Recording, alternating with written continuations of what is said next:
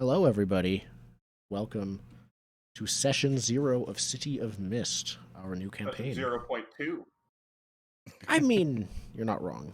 We, after our Blades in the Dark talk last week, we did some chatting about City Change of stuff Mist. on Twitch, and I don't like it. We exchanged ideas. They always change stuff on every website forever. I never like it. Every time I'm mad. That's an understandable response. Yeah, so that's what we'll be starting and talking about. How have your guys' weeks been? Less stressful than last week. Mm. I was notified yesterday that hey, your enrollment date for next semester is on Tuesday. So I'm like, oh great, now I got to figure out all the classes I need for next semester. I should do that too, but Yeah. I don't want to. That's fair. I Nothing. Go ahead. Okay. Because I'm this is my next semester is my last semester, so they push those people toward the front of the line. So normally I get this email, it's I got 3 weeks, I can plan it. But now it's nope, you got 2 days. It's oh god. Wow. Yeah. You should know how to do this by now. Go. No, my school's website sucks, so it's always Oh, fun. Is it also always changing and yet also always sucks? No, it just always sucks and it's never changing. So It never changes, it just still sucks. Yeah. That's fair. I'm going to take a second to self-promote. I finished the next version of Chasing Adventure on Friday. I spent all day on it on Friday. I'm like, okay, go through every playbook, everything. Go through. I realized a while ago when I was playing as a druid player character, I was like, hang on, a lot of these moves are cool in theory, but I don't actually want to take them. So That's really how it has to go. You have to want to take them. Exactly. So I went through it again, every playbook from the lens of, okay, if this was an actual character, would or could I at least entertain the idea seriously of taking it? So I changed or removed or added moves in favor of that. Yeah, and I think it's mostly successful. It's much more moves are just flat out good and interesting than before. But yeah, no, it's done. I have a free PDF available of the game for everyone to just have it, and then the full game, which includes things like tables and magic items, and there aren't too many magic items yet, but I'm going to expand it. There's going to be a whole lot. Still working on getting art for it? I haven't started art for Chasing Adventure specifically. Art for Breadwinner, my other game, is sandwich cards. Every time, okay, the art is coming. The art's almost done. Every time I mention Breadwinner, even when someone was asking about art, I was like, no, I'm getting art done for this other game. It's a sandwich building game. Everyone was like, sandwiches! They just jumped into it. Someone literally typed food in all caps when I mentioned Breadwinner. I'm like, okay, there's a niche for it. I know that I need to work on it. In fact, it is mostly done. I'm going to play test. I'm making one tweak to it to play test, and if that doesn't work, I'm just staying with it exactly as it was before that tweak. And art, and I already have a list of things to do before the Kickstarter, double check my budget and everything like that, but yeah, then that'll be what it is. Yeah. Are you kickstarting Chasing Adventure? I haven't decided yet. If stretch goal playbooks, well, I can write some bad ones. Stretch goal playbooks could be an option. One other thing could be, so most kickstarted role-playing games are hundreds of pages long. Yeah, Kickstarter. Chasing Adventure is 40 pages long. Kickstarter is just straight up advertising. A lot of it is. It's advertising. Yeah, no, I know. Yeah, it definitely is. But I would only feel good kickstarting it if I decided in the end, I did want to print a version of it. I decided to get art for it, and I decided to do the thing that many probably Apocalypse games do, and it is good. And the thing is, writing pages and pages of stuff explaining what each move means, the different things of each move, and things like that. That is a thing I could do. That is not a thing I'm ready to do right now. But yeah. Real quick to follow up, I finished editing my things too. Now I'm just waiting on Yes. Drive-Thru to say that they're good. I fixed the gutters. Like, I got proofs, but I think I told you, but I messed the gutters up real bad. Like, you can't read part of the page on both books. But they're also only like 70 pages, so I had the same thought, like, I'm not going to bother putting this on Kickstarter. It's really hard to convince someone, like, I'm selling them for like $10 when they're Yeah, done. the It's potato hard to salad convince era someone of to Kickstarter is for, over. like, $7 or whatever. Yeah. So, I'll figure it out. But if I ever do kickstart Chasing Adventure, the free version will be perfect for that because people can just have that. And also, if they want more art and stuff, then they can get the other version. Yeah. Yeah. That's been my week. Is I have a convention game of it that I have scheduled for months ahead, so I needed to get it done, or actually wanted to get it done before that. So I did. What else have people been up to? Not a whole lot. Reading a lot of fairy tales. Yeah. Like an obscene amount of fairy tales. I went the superhero option, and I've also been watching the live-action Teen Titans show. So. The live action one. Is that the like the? Oh, it's the grimdark. Yeah. It's the grimdark. Everything is. It's very much like what if they were dark and shadowy. Yeah. But they've added it to HBO Max, so. Oh, nice. Yeah. I don't have to actually, because I wasn't gonna pay for the DC streaming service for it, because that seemed not worth it. But they added it to HBO Max, so. That's fair. I will be right back. My pizza is ready. Oh. I was going to say I have been watching Mandalorian.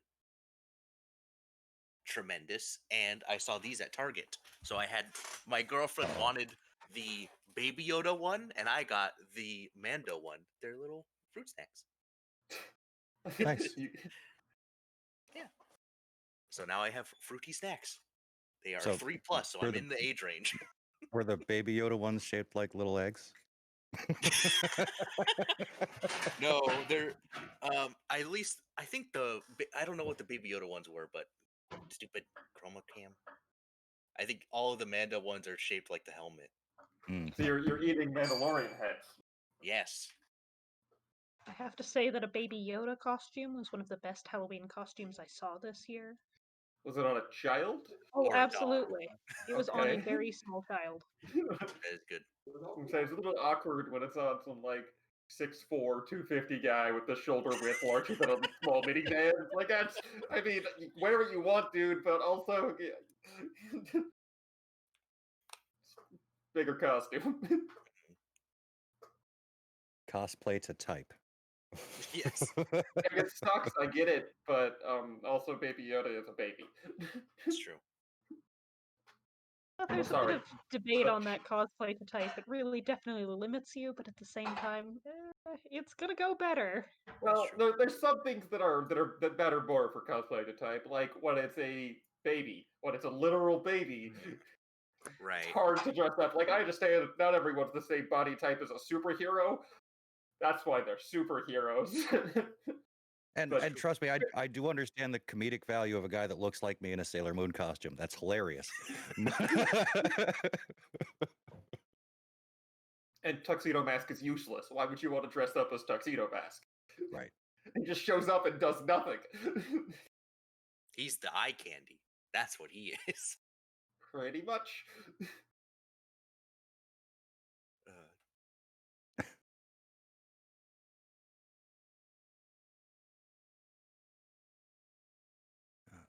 What else? I don't know. Yeah, my week's been pretty boring. I've got a list of noir films I need to make it through before we actually start. Yep. I'm gonna watch Chinatown again. The biggest one I That's want to the rewatch is greatest Jessica movie Jones. ever. Because, of course, Is Power what? Detective is kind of its thing. What show? Jessica Jones. Jessica Jones? Yep, that's a good one. Jessica finish Jones is the good. before I should moving probably on to watch Batman and Robin, or yeah, that's the one with the cyberpunk motorcycle race. Yeah, Batman Beyond. Batman Beyond, sorry. Yeah. Yes. Yeah. I just need to keep rewatching that scene until it's burned into my brain, and then when we're asked, hey, what do we want to do for the next session or whatever, it's just automatically going to be cyberpunk motorcycle race. Of course. It's fair. You said Okay. Chinatown Zen, and my brain went, "Oh, Big Trouble Little China." Obviously, No, completely different movie. I know completely different. And you go, "Wait, that's not right." I should also probably rewatch Blade Runner. That seems pretty Yep. tech Yeah. noir genre defining. Yeah, Blade Yeah. Runner, Ghost in the Shell, all that stuff.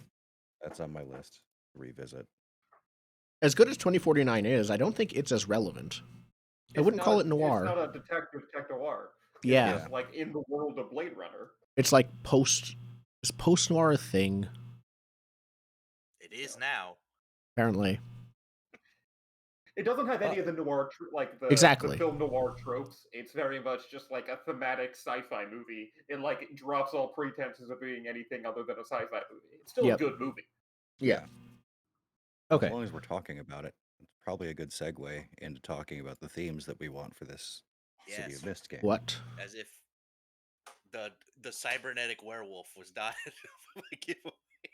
See, I understand that talking all this big talk about cyberpunk stuff I want to inject into the game, but also my character's a pizza delivery person, so cyber is a bit out of their reach. Well, I think I do want to stick to the sort of low-level, relative everyman in the cyberpunk world, because even among shows who say they want that almost never shows up. Yeah. You have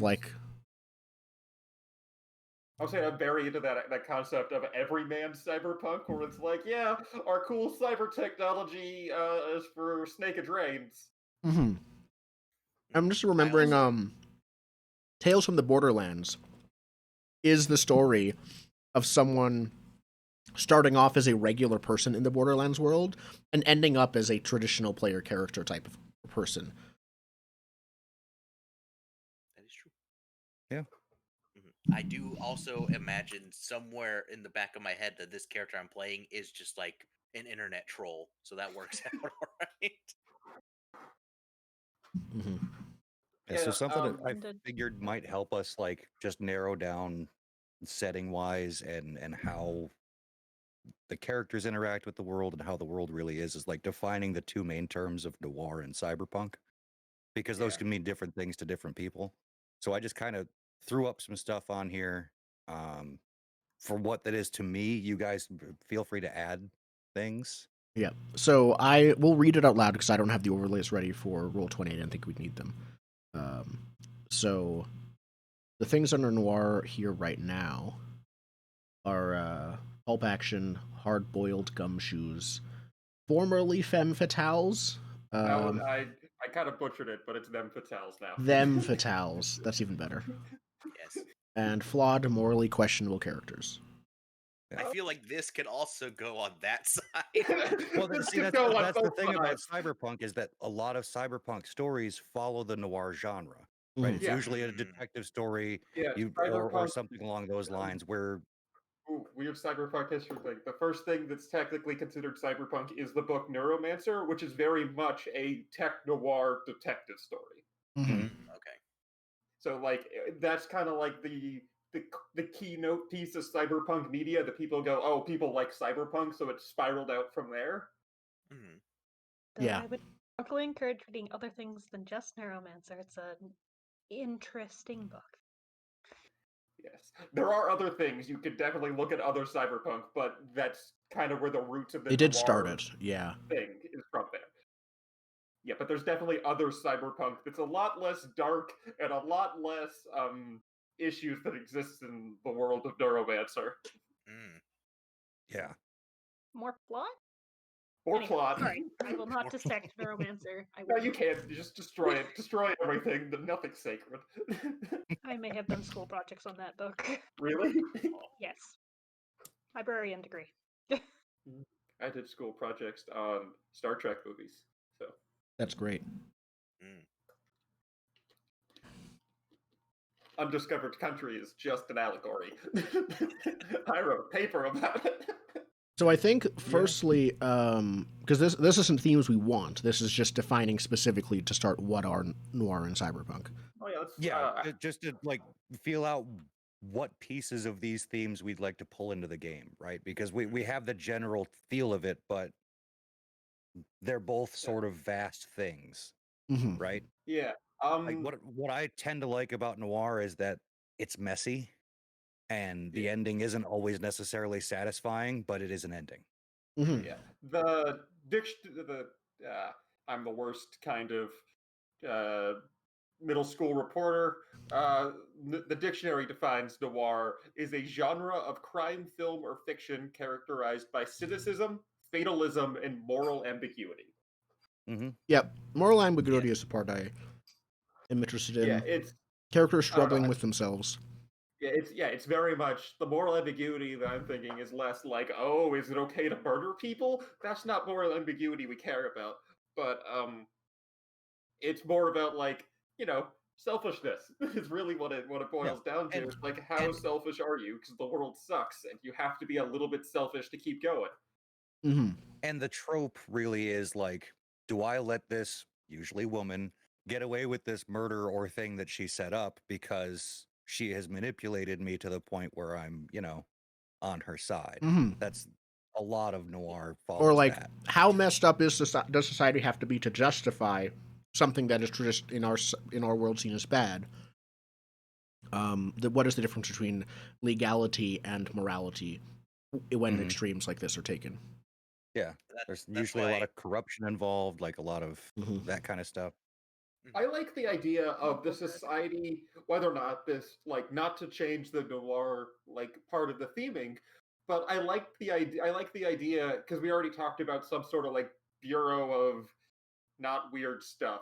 They keep their job is supposed to be to keep something like in check in some regard, but where they're also concerned with morals and they are also concerned with this. So at their face value, part of the pitch for the organization is that they take down corrupt like politicians that are using all of this emergent technology for personal gain and stuff. Part of the face value of that organization is to address these problems, but the point of the game, I think, is going to be very clearly to show that they still exist. But like, I like that's the thing about cyberpunk is society being a little bit aware that things are messed up and they're trying, but not trying very hard, because also the things that are trying to stop it are corrupt. Exactly.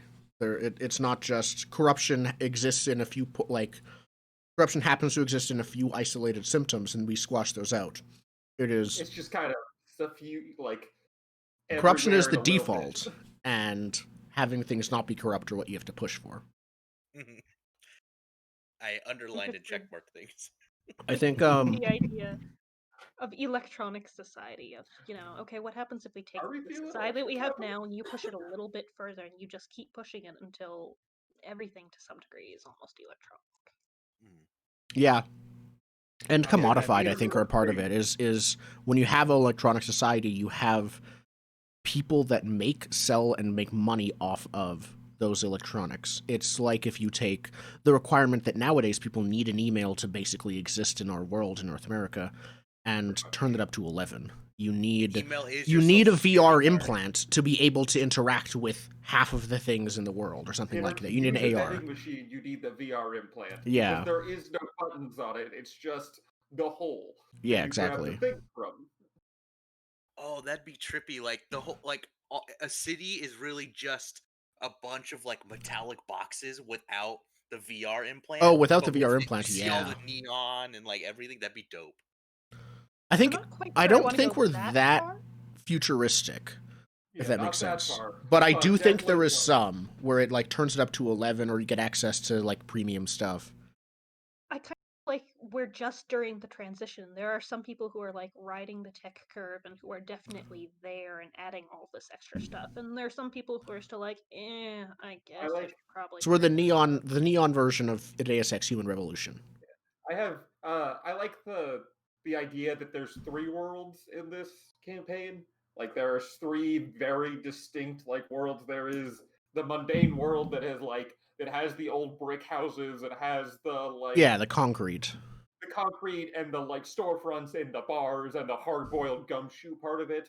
But then there is the VR world, and there are people that like have the implants and only see things in the VR world, and they exist kind of in their like same physical space, but they're kind of like on a different plane where they see the VR stuff, and that's totally different. Stuff happens in the VR half that you don't notice in the mundane half. Yeah. Just like there's because as in the parallel of the VR half is the like magic half is like the parallel that's kind of like a step down, if you will, from the mundane world, where the rules make less sense because fairy tale rules don't make sense. Yeah, Fairy it's tale like rules follow fairy tale logic. And yeah, like it's stuff like so that's why I see it as a step down from like the mundane world. But like the idea that there's like layer cake of the society jammed into the same city. So some people, you'll walk next to someone who is only viewing the like VR world, and then some guy that's like trying to get to his job as a bus driver, and then some like demon hunting inquisitor. Neither of them see, and that's all in the same scene. Yeah. Yeah. It's like the Veil. Further up that VR world, you're getting more capitalist. It costs money to see this extra. No, you pay monthly to use it. You pay for. Oh, it's totally a subscription model with like, oh, you want to cancel? Here's a 3 months for free. It's people have that like insidious friendliness is something I want. Where like every evil corporation is trying to be your friend, and or it's like, you don't want to quit, here's a free month. Yeah, because like a lot of cyberpunk fiction, it's easy to see the bad guys in corporations because they act evil instead of what's happening in reality, which is they're your friend, they're saving you money, they're telling you what your friends are posting. I like the idea of having, like, for the people in the VR world, it like makes life so much easier that they don't want to quit it, right? So like imagine having like a less annoying Clippy go like, "Hey, I see you're trying to deduct tax from this. You want me to do it automatically? Here you go," right? Like stuff like that. That perfect. Just makes it so much easier. It's like getting rid of Google Docs today, or getting rid of your smartphone today is even a bigger thing. Is like, I may have to go back to a regular phone. How am I going to do all of these things that I do? I store my notes on there. I access my bank account from there. Yeah, of middle school, not middle school, but like when I was in school and stuff before I had a smartphone. But I had an iPod, and I had a phone, and I had like a bunch of other stuff. Or when even before that, when I had like half my backpack was a binder of CDs because I didn't have an iPod yet. So like half my backpack's a binder of CDs on a CD player, my headphones. I guess a textbook's in there somewhere, but I don't know. It's the backpack is to move my CDs. Yeah, like I don't memorize phone numbers anymore. Like the phone numbers from my childhood are seared in my brain. Same here. Because I met my girlfriend when I already had a cell phone, I don't know her phone. I don't know Marissa's number. I do not know Marissa's phone number. You probably should. I probably should. I should know my wife's phone number, but I don't. That's going to become like very personal information to people. Like the fact that you know you memorize each other's phone numbers. You're so close. It's phone number. You can find their address. You can find their place of employment. You can find so much from just someone's phone number. It's very much like a way to track you if you like pay any attention to it. It's gonna turn into a security question. What is your significant other's home phone number? Oh, no one would know that. Like, what is your mother's maiden name? That one has legal record though. That one's actually easier. That's true. Yeah, but that's also weird when your brother doesn't have a maiden name. Also true. Well, I guess it would be the same then as their other name. Yeah. I don't know. Yeah, no, I don't like maiden name just because it's like A, situations where, but if you don't have a mom, that's not a good security question, and B, like my mom has never changed her name, so it's just her last name. Yeah. So it's not secure anymore. It's public record. You can look up her name. Look up your Facebook friends and be like, okay, they're friends with this person with the same name as them. It's probably their mom. No, it's not the same name as me. That helps, but still. That's fair. Because she never changed hers. I have my dad's last name. Okay. I think one thing, I mean, it's definitely a thing in cyberpunk, and not so much in noir, but I think because my character is going to be the business person, and they're going to have come from like a rich family, and then they'll be like, hello, fellow kids, to people who are actual startup business. Like they are going and starting up the business by themselves. They just aren't actually as familiar with the class that they are now in. I received a small loan of $1 million. They didn't actually. That's the thing. Financially, they are the same. Just what they're used to.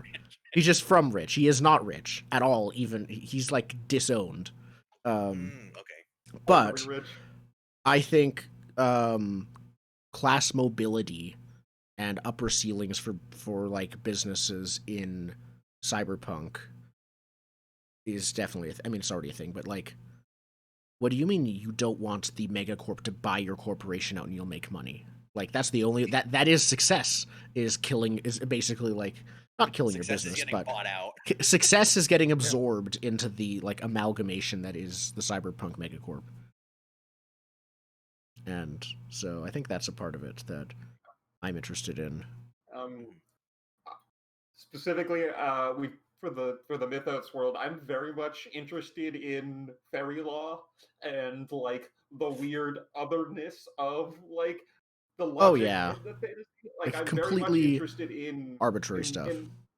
In the weird fairy law where it's like, oh, you didn't do this weird thing you were supposed to know about, and that's a problem. You didn't knock on the elder tree 3 times and spin around counterclockwise in 4 rotations.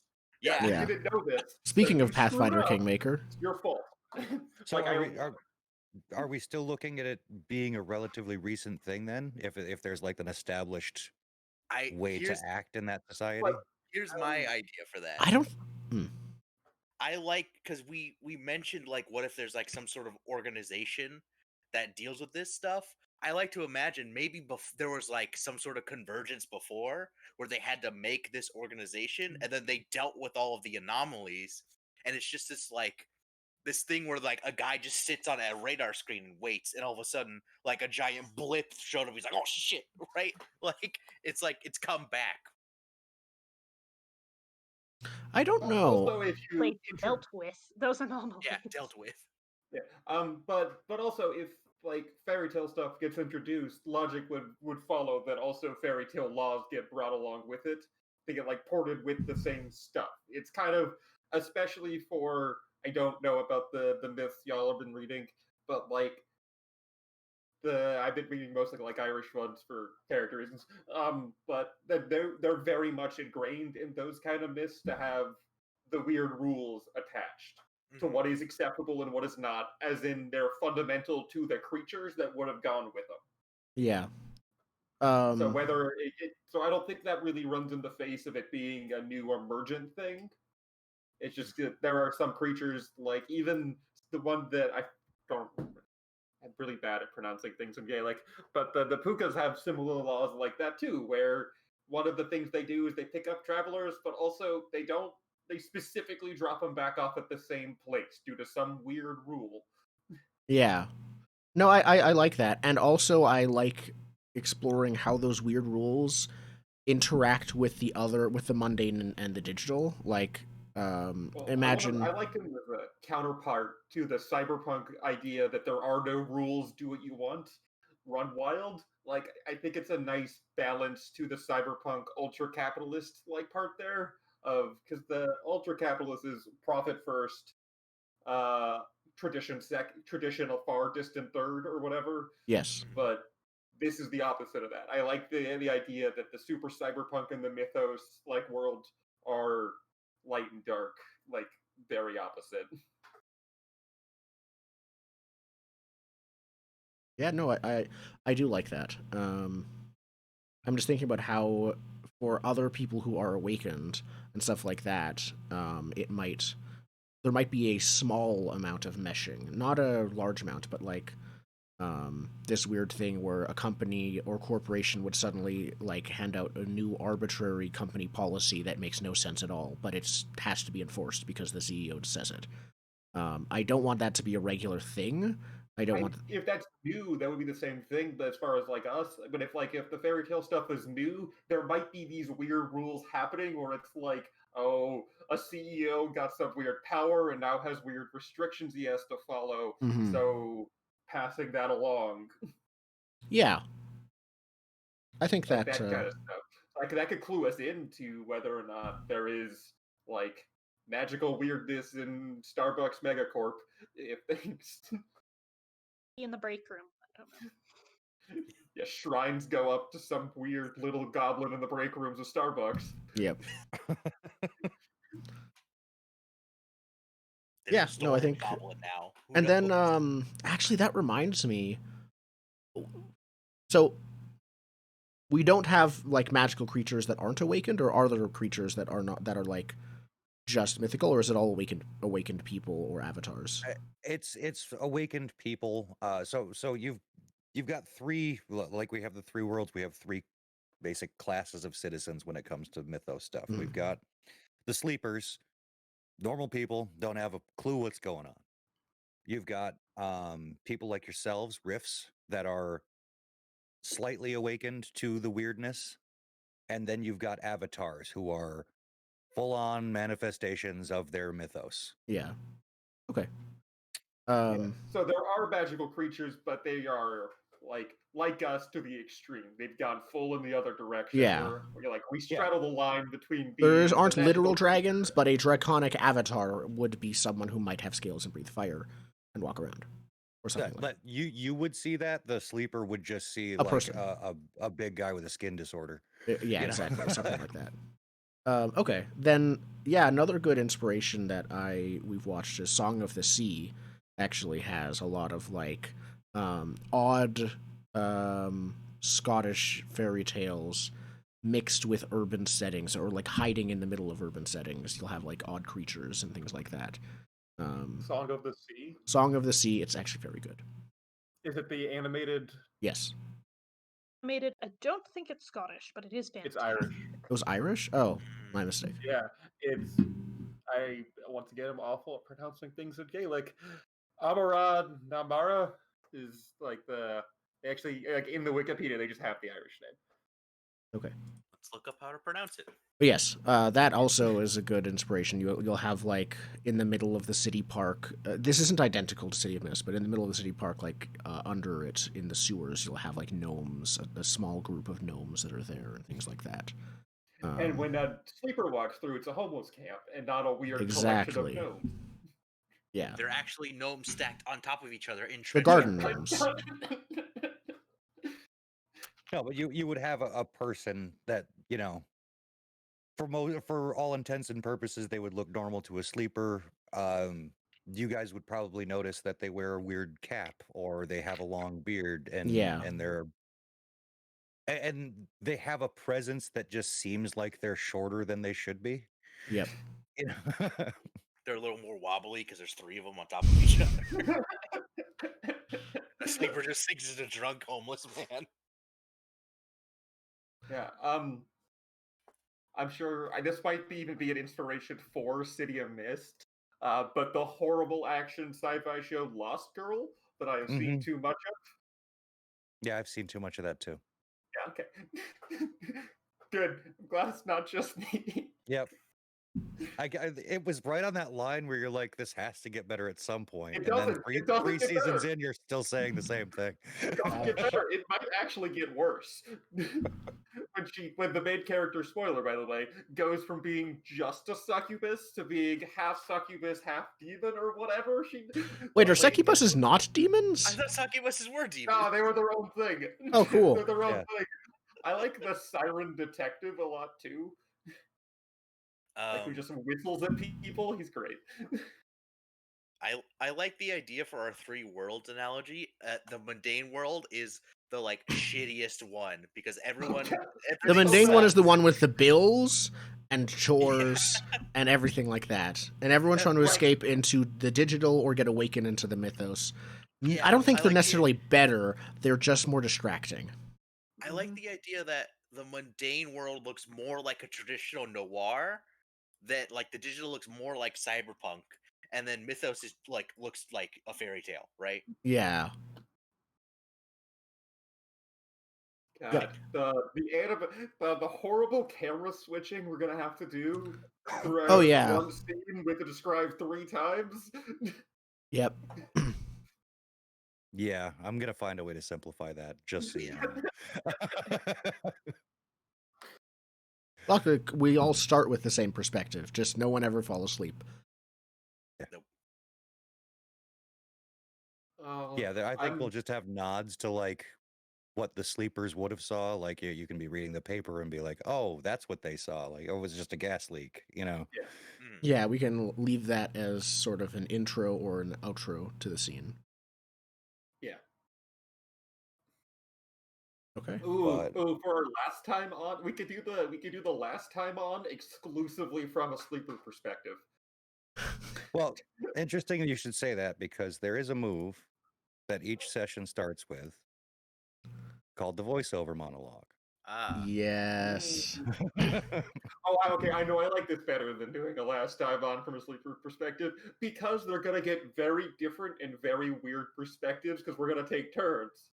Mm-hmm. So I'm assuming that my character will have a very different perspective on the events of a week than our wolf hacker. Yep. That's great. I still haven't decided on a voice. I'm like, I want to do my nerd voice, but I feel like it's going to be too much. I'm just trying to decide how high up we turn the Cheech and Chong voice up. Well, you could... This is weird because you already played a character with that, Jordan, but you could play a character with two voices. One is like your hacker persona, where like once if someone's looking at you through VR, through like AR, they have the AR sound filters on, then they hear like this enormous wolfish Viking, and then they have your real voice if they don't have that. Your nerd voice all of the time. Excuse me, sir, could you please not stand there? Exactly. Marissa, what were you going to say? Nice. Actually, I'll just drop it here. I think that as we keep going, like, let's do voices, and then if we find they are driving us insane, figure it out from there. Yep. Mm-hmm. I also am going to be doing a voice, which I feel like should come with a disclaimer of I'm not mocking anyone. So we'll see. A disclaimer of I'm sorry. Mm-hmm. Yes. That disclaimer is on any broadcast that I'm in when there's voices.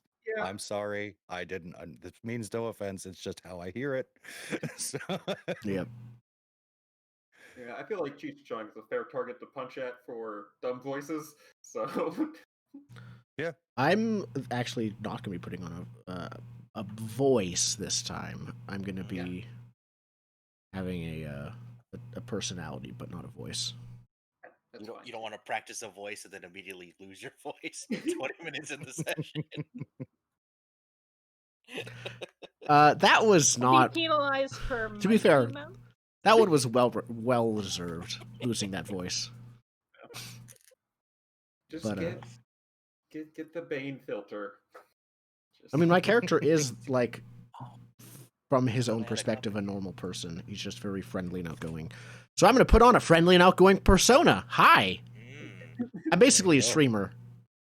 Oh, I still have voice mod. I could probably do something with that. That is actually perfect. Your hacker voice. You have your elite hacker voice, so they don't track you down. Because that's what elite hackers do. Okay. Yes.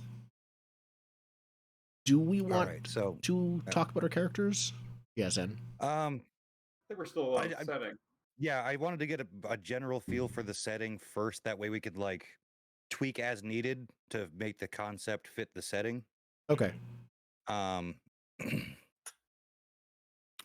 yeah, I guess the mundane world is pretty self-explanatory. We don't even need to keyword it. It sucks. It sucks. Gray and it's expensive. Have any city anywhere with some higher tech nonsense thrown in. Yeah, I think it's just dirtier, things like that. It's just. And it's funny you mentioned Deus Ex Human Revolution, or. Yeah, I did mention it. Yeah. Because I just started playing the Mankind Evolved. Mankind Divided is great. Or Divided, whatever it is, yeah. Playing through Prague and everything, I really like that feel of that city, because it is like the very old city with all that new crap plastered on top of it. Yep. Yeah. That's what I was feeling too, because that's how it's really gonna work, because I live in a city now, and new stuff just gets weirdly plastered onto the crappy stuff. Every time. That will not change. I don't understand these cyberpunk worlds where there's not a building from the 50s still standing. It's like, no, someone who owned that just never paid to fix it for literally 3 centuries or whatever. Yeah. No, I think that's important. It's just there's going to be some, not even necessarily abandoned, but just barely standing buildings. No upkeep. Yeah. I also assume zoning boards are eliminated in the cyberpunk future. Zoning boards are probably where the most corruption comes from. Yeah, it's not that they're eliminated. It's just they're paid off to just sit in their office. They don't do anything. Yeah. Yeah, because of zoning boards, scaffolding is a $2 billion business in New York. So. Yeah. But okay, so as far as the mythos stuff goes, so we still want it to be a fairly recent thing that this came about. Some kind of event triggered this in the recent past, or like, are we going to see that? Like, how do we want to approach? I'm honestly good either way. I think recent past, I don't want people established knowing how to like manipulate it. I want them to have to race us to figure out how to manipulate the world. Like, I like the idea that we got into using the powers because it gave us an edge that we otherwise wouldn't have. But I like the idea of the arms race of mythos, where figuring out what is going on. Like, the real goal is to figure out what's going on, because as soon as you figure it out, you have some amount of power over it. So, is that what we're doing? Or is our premise to figure the mist out? The major questions my character has. Okay. I don't know about me specifically, but if it's an emergent thing, people are going to be trying to figure it out, whether or not that is us. That's fair. Mm-hmm. But I like the idea of a mythos arms race for people trying to figure it out and trying to get a handle on it. Yeah, because of course the most influential and powerful people in the city are going to be Rifts as well, right? Yeah, they're of gonna course. get, like, the cool ones. Works. The worst thing is they're going to get the cool ones. Like, the dragon that emerges is not going to emerge from some derelict person, because I like the idea that the mythos pick the person as well. So it's like they try to find their closest analog in the world. So the CEO gets the dragon powers, and like the old guy gets some like stupid like Geppetto. Yeah, he gets puppet making powers. Exactly. That's not fair. Why can I turn puppets into people? Someone who got really stupid powers, just manipulating them and using them to get into a position of real power, or someone who gets those dragon powers just falling because they have no idea what to do. I love the things that don't make sense in those ways. So yeah, okay. So then I think we do want sort of this being a new thing, and lots of people. Society is struggling without most of society being aware of it to adapt to this. Yeah. Just as like a character motivation point, I'm feeling very go with the flow and trying to roll that. Like, for the character, they're going to be very much like, oh, whatever's going on works or whatever. But I like the idea of that's their power with the mythos, is that they can just go with it, and they aren't like, oh god, dragons. It's like, dragons, cool. Keep going. Like, that's the real advantage with the mythos stuff, is going with the flow of it as opposed to trying to understand it. So, while I'm suggesting people should figure out the mythos, I will not be. That sounds like you are the mist, then. Don't understand things, just go with it. It's okay. What are you all worked up about? It's just a dragon. I like the idea of the mythos is this new way you can climb up that social ladder, right? Like, it's not possible in these other two worlds. This third world has opened up where it is possible. Yeah. It's emerging, this arbitrary, strange, you have to jump through some spinning backwards hoops. But and money doesn't matter as much as you think it does. Well, it's one of those, it's not about what you know, it's about who you know, and that's the one rule that's still the same. Yeah, it's who you know and what you have to offer, not like what you know or how much you have. Yeah. And sometimes, you know what? If you could cast a fireball and frickin' Jim from accounting can't, you roast him and you work your way up. You should, Jim. Yeah. Hide the fact that you anyway. Well, no one will know it's a fireball unless they're awakened too. They'll all be like, "Oh no, his printer exploded into his face. How could it?" Jim blew up his stove making popcorn. Yeah. Oh yeah, no. That's actually possibly something that we'll start off doing. Then could be like investigating crimes. That might including deaths, but not necessarily only deaths, but like, that crimes from other awakened. That might be our shtick, is people keep hiring us because we keep solving crimes the cops won't. Or, can't, because they can't see the evidence we can. We think, like for the Jim from accounting example, Jim dies by someone cast by a wizard, like a powerful sorcerer mythos person casting fireball at him. The police report reads Jim died in a horrible accident due to his stove, but his like cousin or whatever that was in the house with them saw it happen. Even if they don't really know what happened, they know it wasn't a stove accident. Yeah.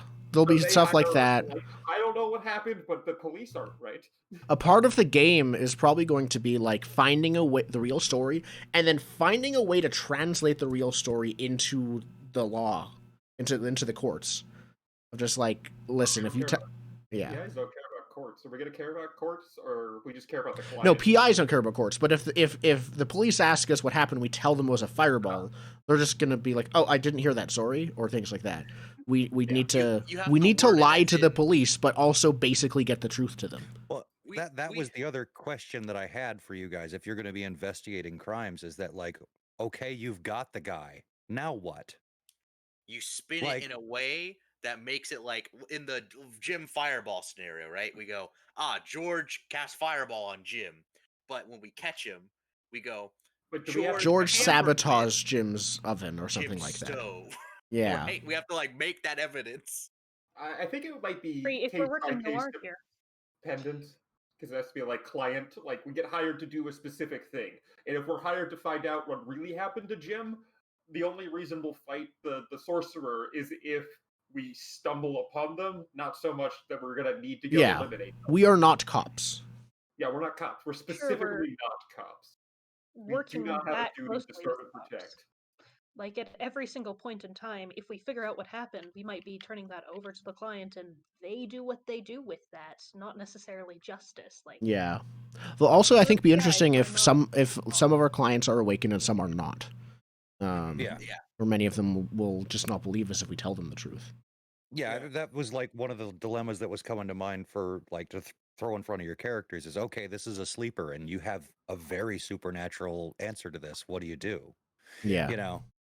I also think our cases shouldn't all be crimes, because PIs do other stuff besides crime. They do stuff like track down cheating husbands, but if the cheating husband is a dragon...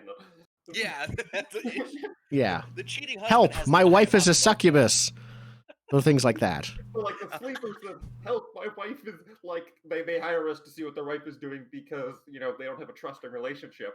Exactly. So we get hired and we make money off of it, and then we find out, that she is a sex demon who is eating faces. Yeah. Literally. We're like, Or like, your husband has been entranced by Scheherazade. He's just hearing stories every night for 4 hours with her. Yeah, there's so many different things. And yeah, no, I agree. Not just crimes, other PI stuff too. Yeah, finding missing people. Since we're the cyberpunk world, you can also be hired for like corporate espionage type stuff. Yep. Yeah. That kind of. Yeah, I obviously we're not Shadowrunners, but I'm okay with that being a occasional thing. I'm okay with doing a shadow run. Yes, but we are not singular. Shadowrunners. One portion of Shadowrun, please. Yeah. So, like, we could do like, and then we could go like, ooh, not for us. After we get beat up by laser cops, we'd be like, nope, stay away from there. I don't think any of us are fighters, though. Really, at least physically. By a laser cop with the power of Hercules, right? Like, no. Oh. No. Yeah, none of us are really fighters. No. I could do it, I think. Okay. Can you? Let's look at your tags. Speaking of what our characters could do. Yeah, looking at tags. Yeah, we should probably move into... Are we going to go through questions? Because I answered them, but are we just going to... You just want to go through question by question? Well, let's introduce our character concepts first for people watching. Yeah. My character's name is Ryland Hunt. We are a PI firm, and he is the business management part of the PI firm. He's the guy who's like answering all the emails, keeping the Twitter posts regular. He's marketing, but also he's like doing most of the initial meetings with people and onboarding them. Like, this is what a process is. Here's the paperwork here's the contract. He is very much. Here's our investigative packages. Yes, he is. He wants to make money, but he also does want to genuinely help people. He is the light side of the sort of light-hearted entrepreneur person. In stark contrast of that, my character is Atari Schaefer, aka /34RK. His mythos is a werewolf, specifically the German like folklore werewolf, because I like how you put on a freaking werewolf cloak and you turn into a werewolf. And his logos is angry computer hacker. He was bullied as a kid, and he resents it the whole way. So he's a very angry person. That's great. I forgot to mention my characters. Yeah, their mythos will be Indigo suggested the excellent Alicanto, a Mexican flightless bird that will lead good-hearted people to gold and silver because it eats gold, silver, and copper and precious metals. Can lead good people to them and lead bad people off of a cliff. Yeah. Obviously, it's mythical, not real. Yeah. And these don't really exist. There's not really gold. There's not really a gold-eating flightless bird in Mexico. Next time on Monster Hunters. Oh, listen, I'm close to Mexico. I'll walk around the Mexican desert. If I see any birds that bring gold, you have to bring gold with you. Oh, I bring gold with me. And stay away from cliffs. I don't know where you stand on the moral scale. Yeah. I don't either. It's best not to find out. Yeah. So the character I'm going to be playing is named Nicole Dupressi. The intention I have behind her is that she's someone who's very bright. This is color-wise. She likes the technology. That's really cool to her, and she likes the flashy gadget. She likes to be bright. She likes to be noticed. Unfortunately, a lot of those things that she's noticed for tend to be somewhat superficial and give a false impression of what she's capable of. She is a detective at this PI firm, and she really wants to be recognized as a good one. But people tend to keep looking at her and saying, "Oh, really?" a lot of the time. The mythos that she has is of the main character from a really obscure fairy tale called The Six Swans.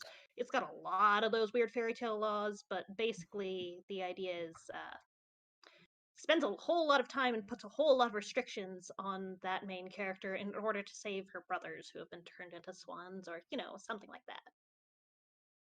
Very much cares about the rules, is the fairy tale. It's like, this is the way it works. It doesn't have logic behind it, it's just rules. In order to turn her brothers from swans to human, she has to knit 6 shirts out of nettles without speaking for years. Why? I don't know. That's where I'm going. Cool. Yeah. All right, so that leaves me. My character is going to be Fian McKay. Now, their mythos is a puka, a shape-changing Irish luck creature, and as part of that, being infested is a strong word. Having the spirit of a shape-changing creature tends to unmoor you from a gender binary, just because the creature changes shape. Yeah, that's just part of it. So they just will use any pronouns because shape-changing creature. That's fair. Because they can be any pronoun.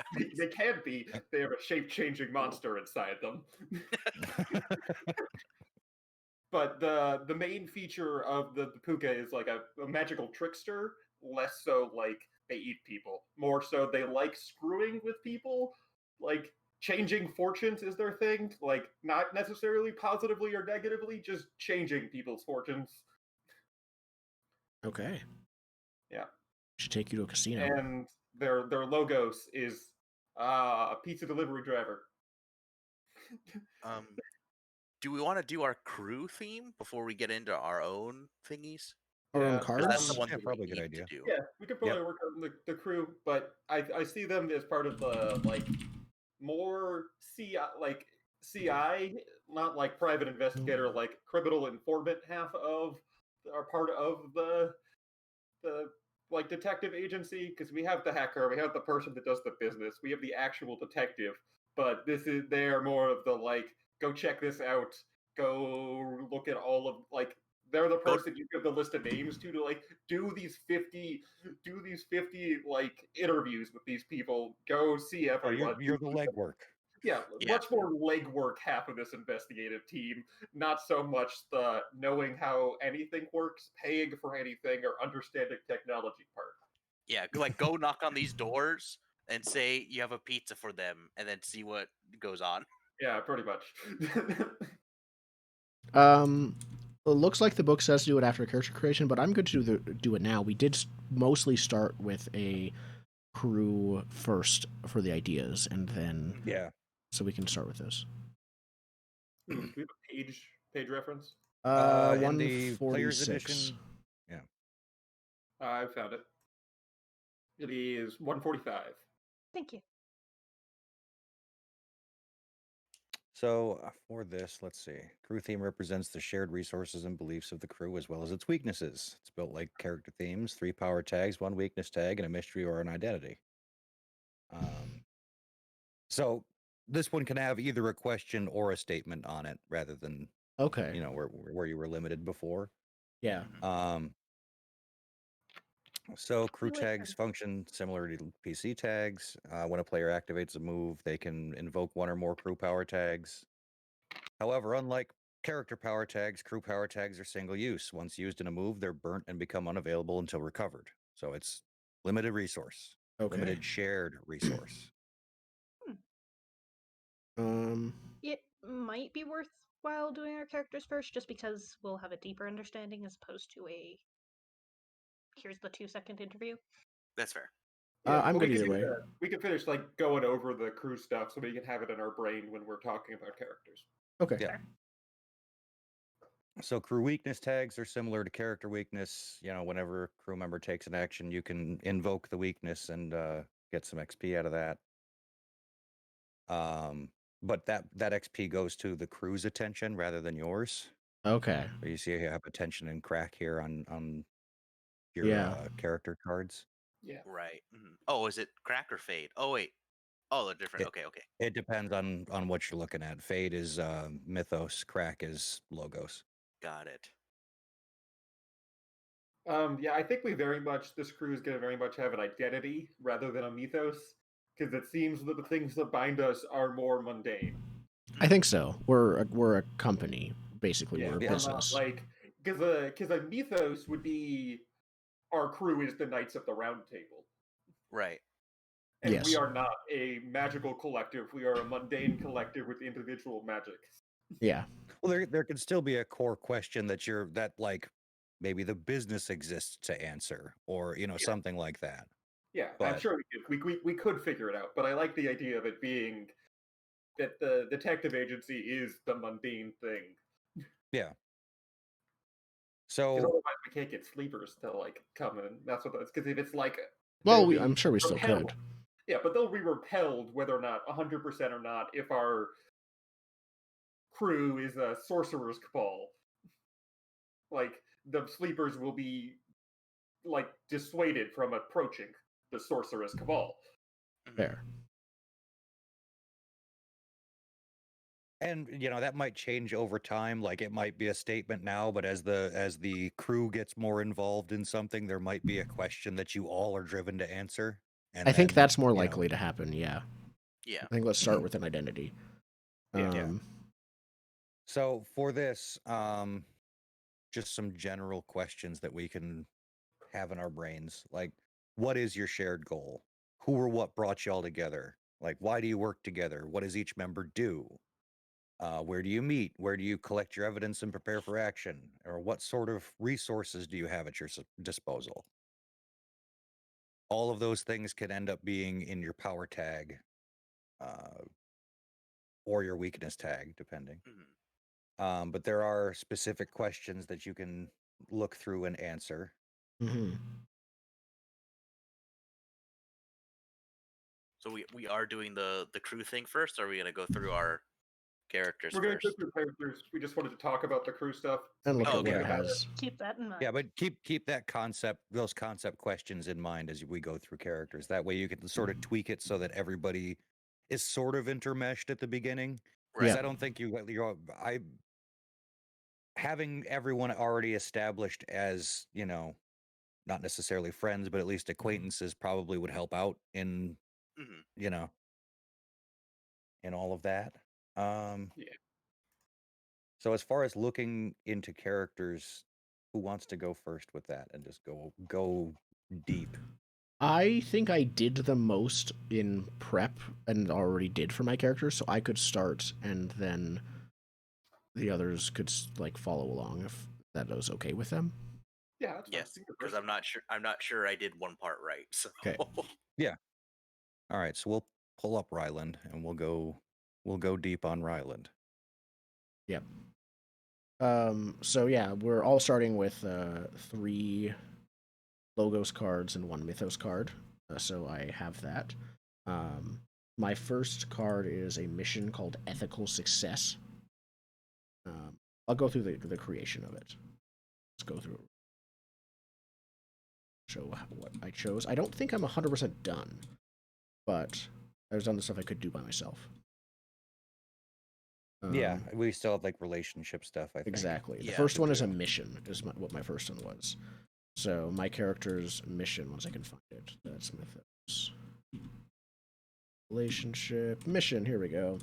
So mission, it's something that they want to accomplish that they are dedicated to. And so they want to this business to succeed without being corrupt. That's why he was disowned by his family, because he didn't like corruption and bribes. And apparently that was not agreed with. So this is you sort of striking out on your own. Yeah, this is I don't even need them. I can be what they should have been, kind of thing. I don't need your I'll show you, Mom and Dad. I don't need your dirty money. It is I'll show you, Mom and Dad, and also it's something he believes in for more than just spite, if that makes sense. It is what they would call naive, and in a cyberpunk world, we'll see if it is or not. Yeah, it might be. Yep, that's why we're playing to find out. Can you retain this? Can it even be done? So with your mission, what state would satisfy that mission? What do you call complete? So that I actually wasn't 100% sure about in terms of completing it. I think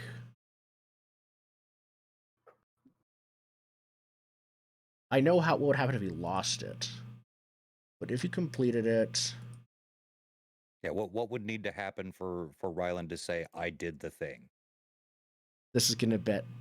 I think he's gonna need a lot. I think he's gonna need to get like formally thanked by like the city. Basically, he's gonna need like to. He's gonna need to make it big as a public business. Recognition of his efforts. Yeah, like big public recognition without losing his senses of ethics. Okay, so ethical victory is sticking to your principles and succeeding to a point where like where the business itself is known as one of the best. Yes. Okay. Should I write that down, or would you got it? We get bought out by Investacorp. My character specifically doesn't want to get bought out. Okay, all right. But we'll probably come to that as a character arc when you guys are like, but the money. But Investacorp wants us to become subsidiaries. Yeah, they aren't asking us to change anything and everything, yet. boss. Plan. Yeah. Do you know how much werewolf teeth cost to maintain? Okay. So yeah, mission, ethical success. So yeah, that my goal was to make it big, that I chose the following questions and answers. The first one you always have to pick. So, what do I need most in order to carry out my mission? My answer was honest convictions. That is my first tag. Honest convictions. Yep. Okay. So, how tags work, since it's the first time we've called one out. Mm-hmm. Anytime what you're describing, anytime you take an action or use a move, like dice hitting the table, any applicable power tag adds a +1 to the roll. Yep. So tags are your stats. Tags are stats. Yeah. The more tags that are related to what I'm rolling, then the more bonuses I get. So anytime your honest convictions can help you, you can add that into the roll. Yes. No, yeah. My second, I chose the question B on this options. What were you forced to learn while on your mission? And my answer was don't get screwed over either. And so while he does want to help, he's not completely naive. He's not like lawful stupid. Okay. He knows how to be cautious. He knows to, if something looks fishy, stay away from it. Things like that. He has an eye out for what... He doesn't know a degree of what goes on in this city, and he's just trying to stay away from it and succeed.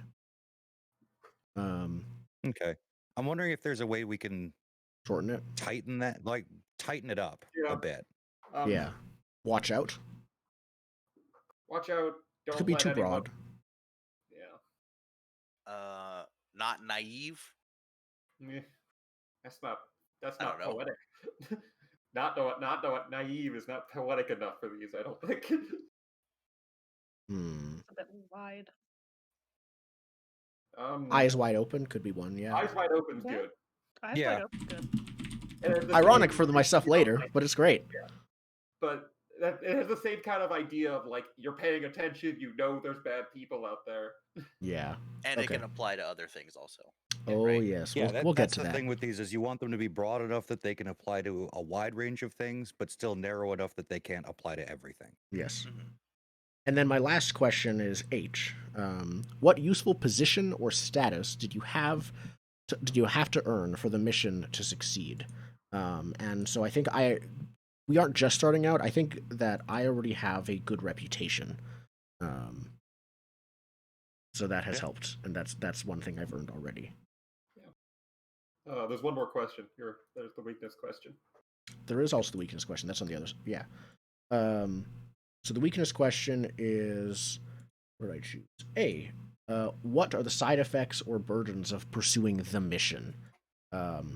My character is a pariah from authorities, so I'm just very much. The cops, at least to start, are not going to like me. They are just going to be like, "Oh, it's him. He's trying to change things. He's trying to." Yeah. Like a family name problem? Yeah. I'm basically the snitch, even if I'm not a cop. Is how they treat me. Oh, because your family pays them off, and now it's like, oh. I don't think you're wrong. I'm leaving it vague as to exactly what they're up to, but yeah, they might pay them off. So, that's a big part of it. Yeah, and then let's see. I chose an identity for this theme, and so the identity, I think that was just the one at the top here, right? Yes. So you don't need to screw over others to succeed in the city. The title I wrote, and then relationships. So should I do that now? We'll go through. Is it? Once we establish everybody, we'll come back to relationships. I thought so. Okay. I also wrote down, I added all of my potential improvements to the card, and then what would happen if on the flip side, if I lose this, because you always switch to the opposite, so I would switch from a Logos to a Mythos card. If I abandon my conviction or the business altogether, this would be replaced with a subversion towards leading others off of cliffs. So I'd just be like, okay, screw it. I'm gonna... So what does the flip side mean? This is a part I did not do either. Yes. I didn't do it either. So this is if you... Yeah, it's sort of an indicator of... Remember I said there's a crack and fade on these? Right. If you fill that up, the card goes away. You replace it with a different card. Yes. So this is sort of an indicator of right now, and you don't have to stick with this, but right now, if you were to lose that card, what would you replace it with and why? Yeah. How would you, if that thing became gone from your life, what would you replace it with? Yeah. Okay. And you replace it with the opposite, so it's a logos, a mythos, and a mythos with the logos? Yes. Okay. Oh, okay. I was gonna ask that. Okay. So for my character, he is abandoning his principles, so I would give him something that is all about taking advantage of other people. Oh, I'm gonna have fun with these. Yeah, I started to do the flips, but because all my logo stuff is like hacker shit. So I'll just be like, oh, instead of having hacker shit, I just get claws. I could just make claws happen. I eat you. That's what Physical hacking. Mine are going to be harder. Now, centric. That was my first of 4 cards. Do we want to go keep rotating or stay with me? It might be easier to stay on character if we all go at once. It'll just take a bit longer, so I leave it to you guys. I'm fine. Okay. To rotate only because my first card is weirdly similar to yours. I didn't hear what you said, Marissa. You do or don't want to rotate? I'm tempted to rotate through the characters. Okay. 1 card per 1 card per 1 card, simply because my first card is weirdly similar to yours, and I'm a little worried about that. Okay, so let's start rotating through then. Look at that one. Yeah, let's, Marissa, you want to Let's take go a next? look at your mission. Yeah, as a matter of fact, if we have the same themes, let's do those, because then we don't have to flip through the book 40 million I have times. That's true. A perfection and a personality. You have a routine, a what? And a personality? Oh, possession. I have a routine, a possession, and a personality. I have a possession also. So I have a personality and a routine. We'll get to possessions later then. But yeah, the pizza car is its own card. Of course. Pizza car! All right, so that's the car we use to go to different events. We have to borrow your car. Fantastic, yes. That's funny. Right. So my mission is also to be recognized as the best. Like, in order to have that success, again, I wanted to be like recognized as the best PI in the city. Like, if someone gives me an award or something gets named after me, I have made it. They have recognized that I accept. The first question that I had, oh, right. When I was going through the concept, it had a couple of different questions as to, like, why is this your mission? And I kind of figured, like, when I was a kid, an uncle got nabbed for something, and a PI got him off because he knew something or other. And anyhow, I just thought that was the coolest thing, which we'll have a little bit more context later. Yeah. So the first one was, what do you most need to carry out your mission?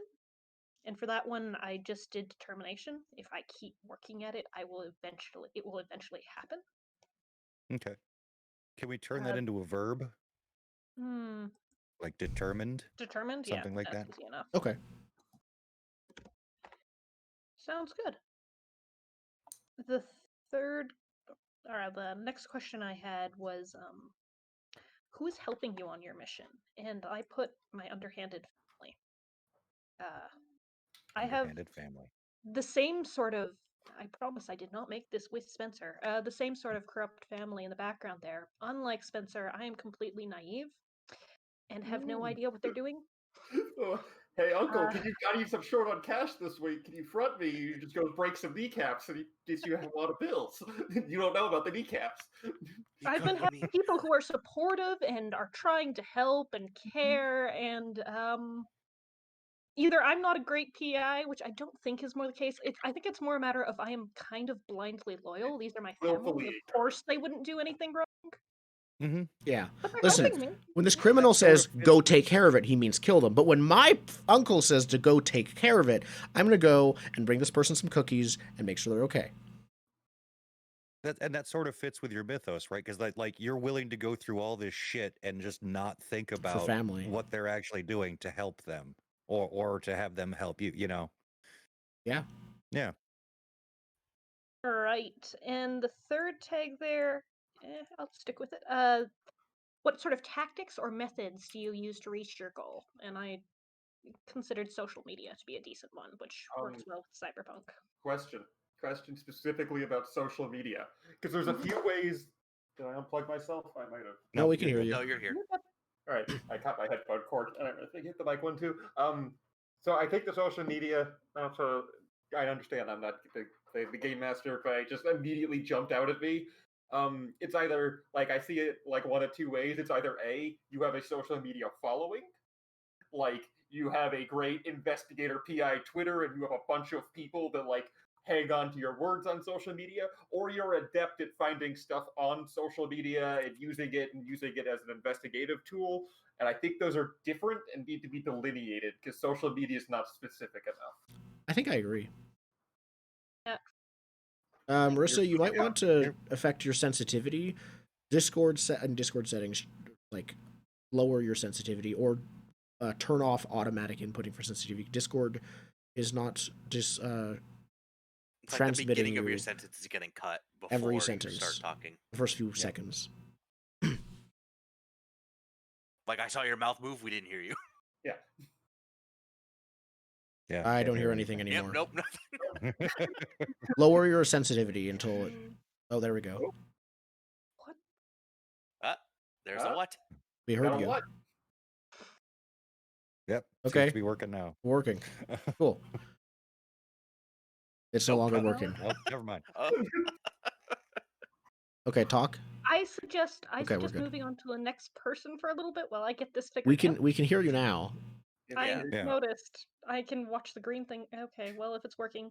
I was actually thinking of something completely different for social media again. Okay.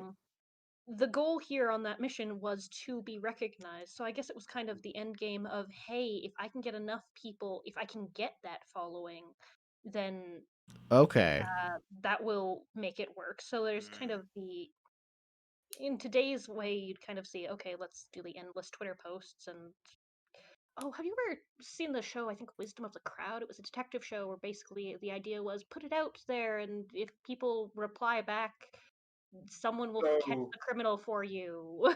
So you're trying to build a social media following. Exactly. How many followers is success? I don't know, but how would we? But just the phrasing it of social media seems a little bit nebulous on that. I don't know if that's too nebulous or what.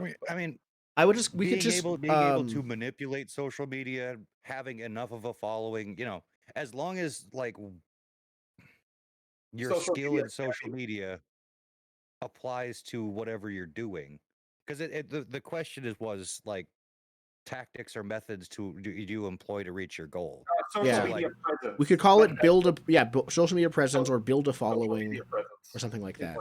That's what you described, right? I think so. Yeah. Presence works. Good with You will rate this restaurant badly if they do not let you in to spy on the next table. Yelp takedown. The weakness tag I had for this was just blind loyalty. As I mentioned with the family there, and probably with this crew as well, if you guys do something wrong, I am not going to recognize that fact. Yeah, that's the side effect or burden of pursuing this mission? Yeah, which question was that? Which weakness question? Mature. Weakness tag, which approach or psychological disposition will get in the way of your endeavors? Yep, question C. Cool. If the answer is someone I don't want to did it, I am not going to be able to pick up on that. Okay. It's like your own version of the mist, blinding you and blocking your eyes from the truth. Yeah. Okay. Nice. Cool. Do we want to do the flip side then? What do you think? What would happen to your character, or what might they take if they lose that card? I'm a little hesitant to do it on the spot, but I can give it a shot. Let's see. I mean, put all the thought you need into it. That's not a problem. In which case, I'll come back to the flip side. Okay. It's really there to just cut down your... So if it happens in the middle of a scene in game, you could look at that and be like, all right, I'll just throw this in and not spend 2 hours in the middle of the game trying to figure it out. Yeah. Okay. Do we want to do our possessions next? Well, yeah, you guys are both going next. You could do possessions. Because that was what we were on, right? Yeah. Anybody got a mission? Anybody else? No. Okay. No. So you want to do possessions? You can do possessions. Sure. You two have them and are next. Yeah. Are two very different possessions. Are very different possessions. There's 3 people with possessions because. Oh, you do. Oh yeah, you're also on the possession list. Okay. So My issues. I could go first. I have it. I think I have it. Oh no, wait, I don't have it in the PDF yet. I have it all pulled up. So I'll go. Okay, go. You go. So my possession is the delivery sedan. I think it's what's the tagline or whatever you have to call it. I forget what it's called. The identity? The main concept, not the main, the identity for the delivery sedan is hot and ready in 30 minutes or less. That's funny. It is the company car for the pizza delivery company I work for. But you own it? Or nebulously. Okay, you're a subcontractor or something. I'm a subcontractor or something like that, and they have vague. Yeah, it's a sponsored sedan. Like he owns it, but the company picks up the bill while he's using it for the company. Exactly. Yeah. So the main question is, what do I keep or carry in my possession? It's about one item, the pizza delivery sedan. It's not a collection of tools. It's not a utility belt. No, the thing is the sedan, and there's nothing else to it. Yep. So the first question is, what's the most important thing about your possession? And it is a 4-door sedan with pizza oven in the trunk. It's great. We'll have mobile pizza when we go places. That's the core. When we do stakeouts, we have pizza always. It's but this great. also means nothing goes in the trunk. No criminals. Yeah, we can't hog tie people and throw them in there. We can't. I mean, we just turn off the oven. Yeah. So is there a way we can tighten that up a little bit to be a little bit more referenceable? Is it like pizza car? But is that like? That's all I got. If we have better ways to phrase that, I'm all about it. But that's all I got. It is a the tag itself, I would just call it pizza car. We'll know what it is. Or my multi-billion-dollar company, or a warehouse full of junk. Mm-hmm. Those are the examples. So 4-door. I tried to include enough specifics so it could be used for how do we move all of us? 4-door sedan. Yeah, I mean it is fine how it is. I'm trying to make them more easily referenceable in the moment. Also, I'm gonna have to put these things on the next overlay, so this power tag is gonna be hard to use. Shorter's actually appreciated for that purpose. For production value. For production value, we need it to be 3 words or less. Yeah, exactly. 20 characters or less. Pizza car it is. We'll know what it is. You can put it in the description. Yeah. Pizza car. Oh, nice. All right. The second question I answered was H. How do you handle, fix, or take care of your possessions? Company insurance. It's insured. That's we can run great. this thing through any business we need to. The company pays for it. I like to imagine there's bullet holes. So many things are insured for it. It's like, oh, you got shadow runners running over your hood covered. Yeah, they have to cover I'm pretty sure we just straight up have I ran someone over insurance too to pay off their family. True. Yeah. 30 minutes or less is the promise. Even the pizza companies are corrupt. If you, the pizza companies have pay off the cops insurance. Yeah, no, company insurance. That's going to be an interesting one to see pop up in a roll. But okay. Well, it's how do we? No, I already got it. How do we? We're chasing a bad guy in a car chase. We got to roll to catch up. I drive through the Starbucks. Company insurance pays for it. That's great. I would assume more like you go through the red light and they have insurance for that. We'll see how it goes. I'm not sure you could survive going through a whole Starbucks. Yeah, we'll see. It's to save Pizza Car's life is what the insurance is for. That's fair. Yep. All right, and then question E. What kinds of stunts or moves do you typically do with your possession? I put built to squeeze through alleys, but we can... Tight fitting. tight fit. Yeah, compact. And nimble. Yeah, Compact and nimble. I like that. That one's really good. Compact and nimble. Yeah, that is the pizza car. There's a weakness tag. Company logos. What's the question? The weakness is that it's D. Who or what can prevent you from putting your possession in use? Company logos on a neon car. That might be a different question. I might have answered the wrong one. Oh yeah, no, it's C, not D. What condition could render your possession less effective? And it's company logos on the car. Hey, if we're on a stakeout, they're gonna go, "Why has the pizza car been sitting there for 3 hours?" That's fair. Yeah, like that kind of weakness. It's question C, not D. Yep. Excellent. It's the big dampener on the all-powerful delivery sedan. It's branded. Yeah, Yep. it's obvious. Yeah. If you have AR in, because therefore it's mutable, there's probably music. Oh yeah, no, it's the company jingle. Exactly. But, oh no. It's probably like a Bob's Big Boy right Luckily, it's mutable like by each person because it's AR based. Because if you have AR and you did not pay to turn off ads, you get the pizza jingle when you look at the car. Yep. Triple dent gum, it'll make you smile. Speaking of AR, you got to do your flip side, huh? Or are you? I don't have did a you flip not? side. Yeah, I think I was the only one who did the flip side. If anyone has ideas, I am open to them for the opposite of pizza. So if you lose the car, and then you get a mythos. I write a new character. You get no. I got it. You take mobility and you shapeshift into the car. I changed it to a horse, but still. Just any horse, like a many-legged horse, Slipnir. Black horse. It's a black horse. It's a very specific horse. Okay. Part of what my mythos is. There is a conjuration. Could you summon it if you lose it, and you just you're magically bound to it, and the pizza car doesn't become a possession, but it becomes like a sentient part of you.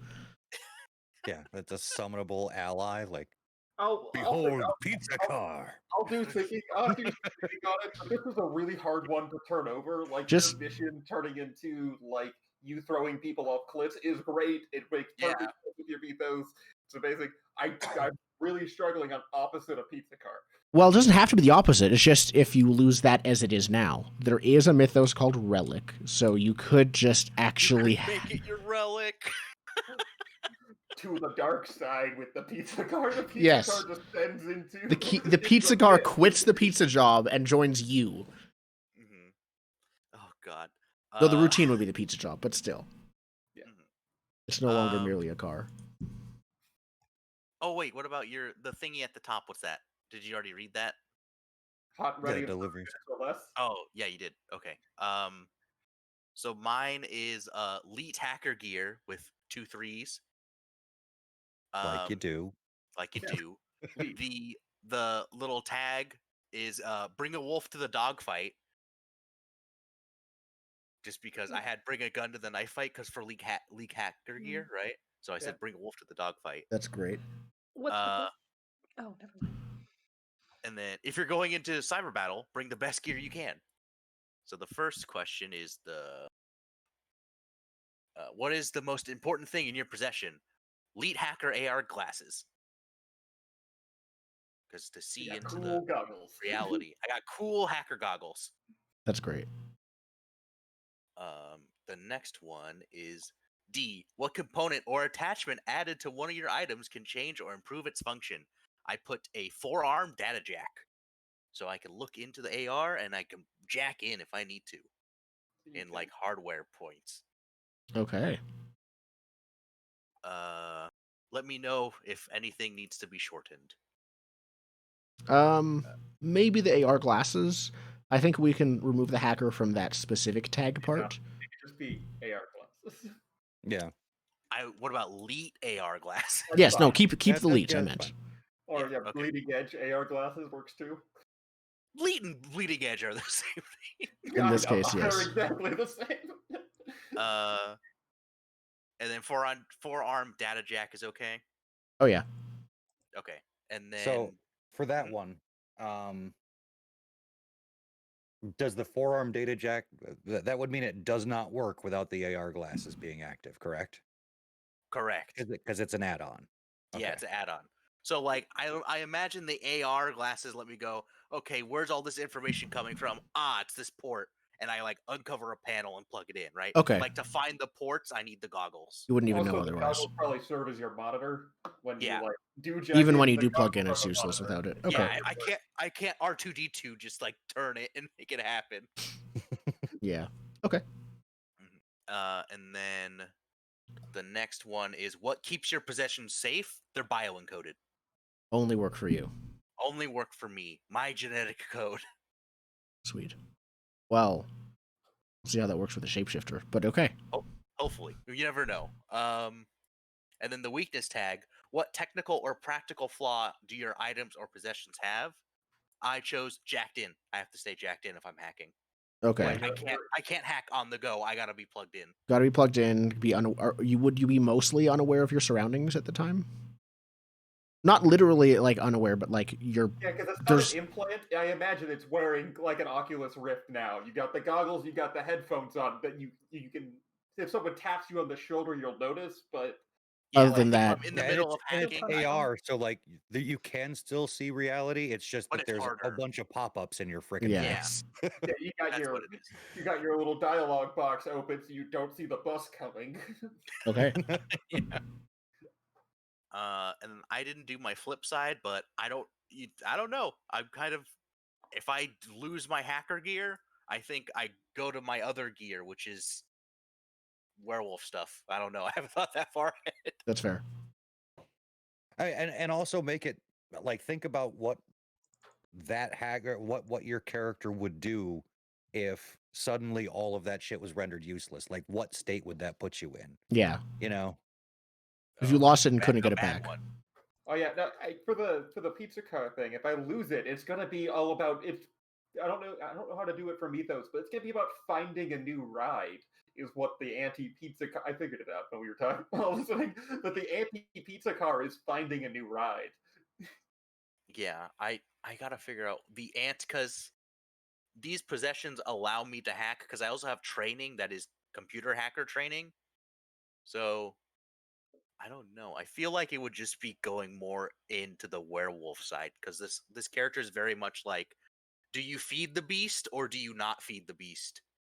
And my hacker gear is not feeding that beast.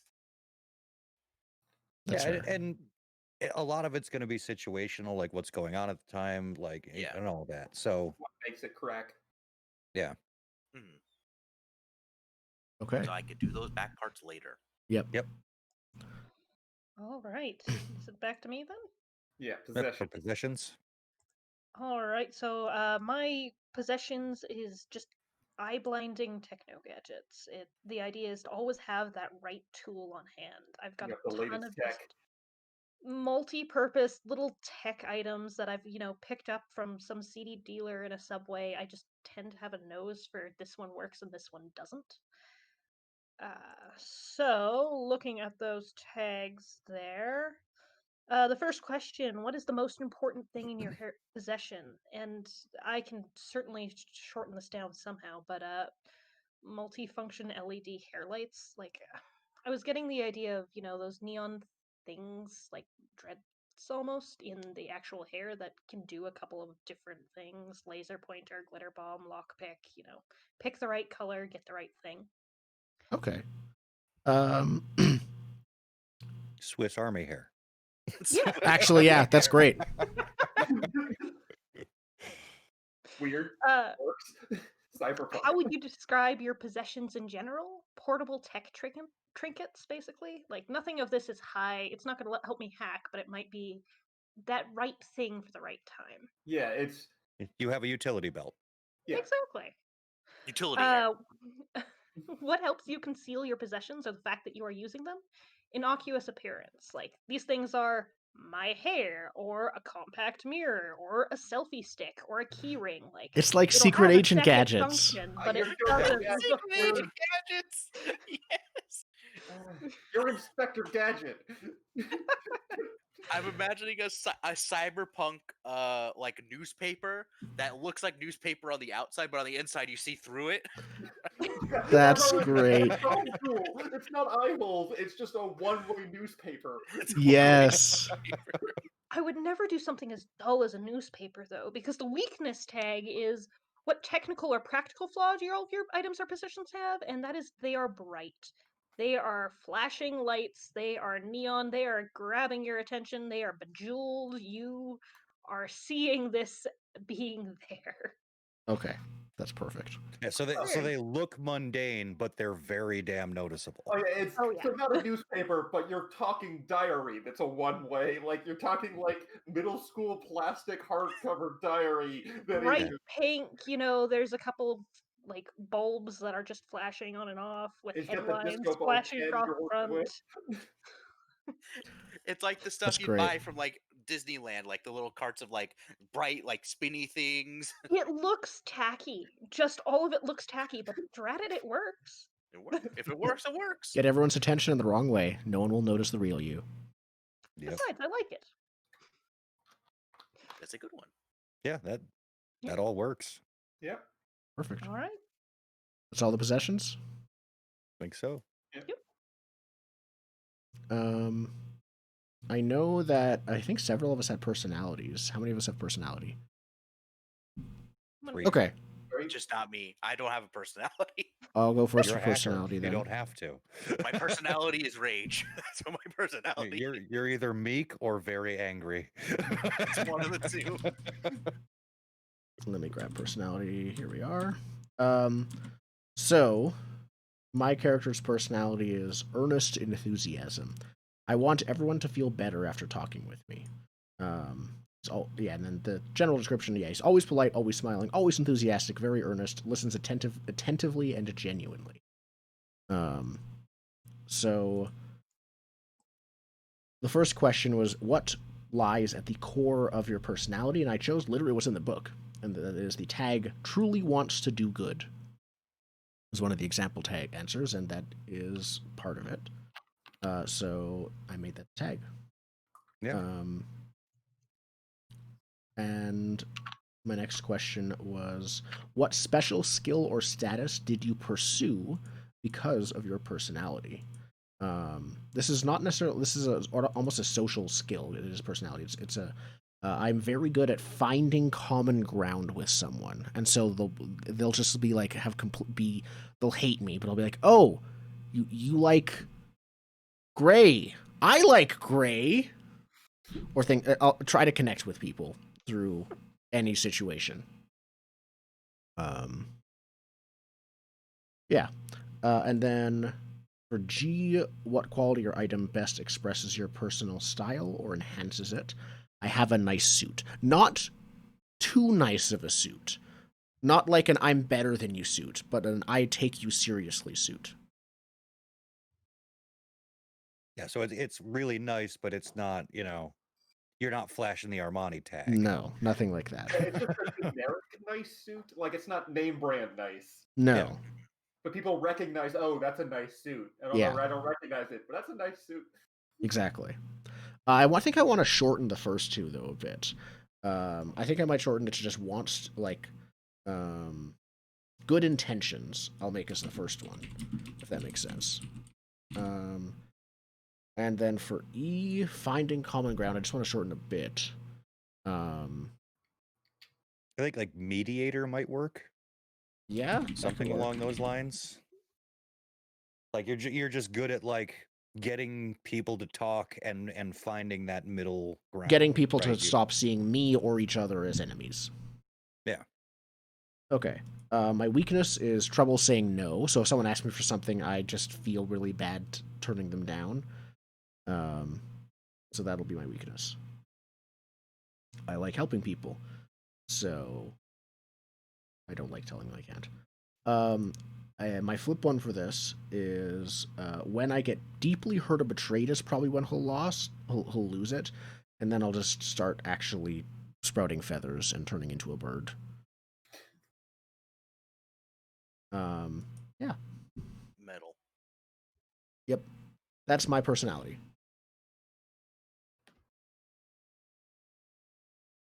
Who's next? Who's next? Oh, one of you two, Indigo or Marissa went before. Yeah. Before me, so I guess it's back to me, or after me before you. So I guess it's back to me with my personality of lost. Lost in the burnout kind of sense, less lost in like I don't know where I am, just kind of just not with society. Like, they just don't get it. That's cool. Makes sense in my head. I like it. Yeah. So the "what are you like?" question, I answered I'm often out of sync with the day to day, and the like tagline is I don't know what you're all worked up about. I just don't get it. It's like, how is this that important to you? Like nothing's that important. It's just pizza, man. It's just money, man. Like what are you on about? Yeah. Sweet. So what lies in the core of my personality? It's that they go with the flow. They just go with it. It's not really that big of a deal to like fight against the current here. It's just we go along.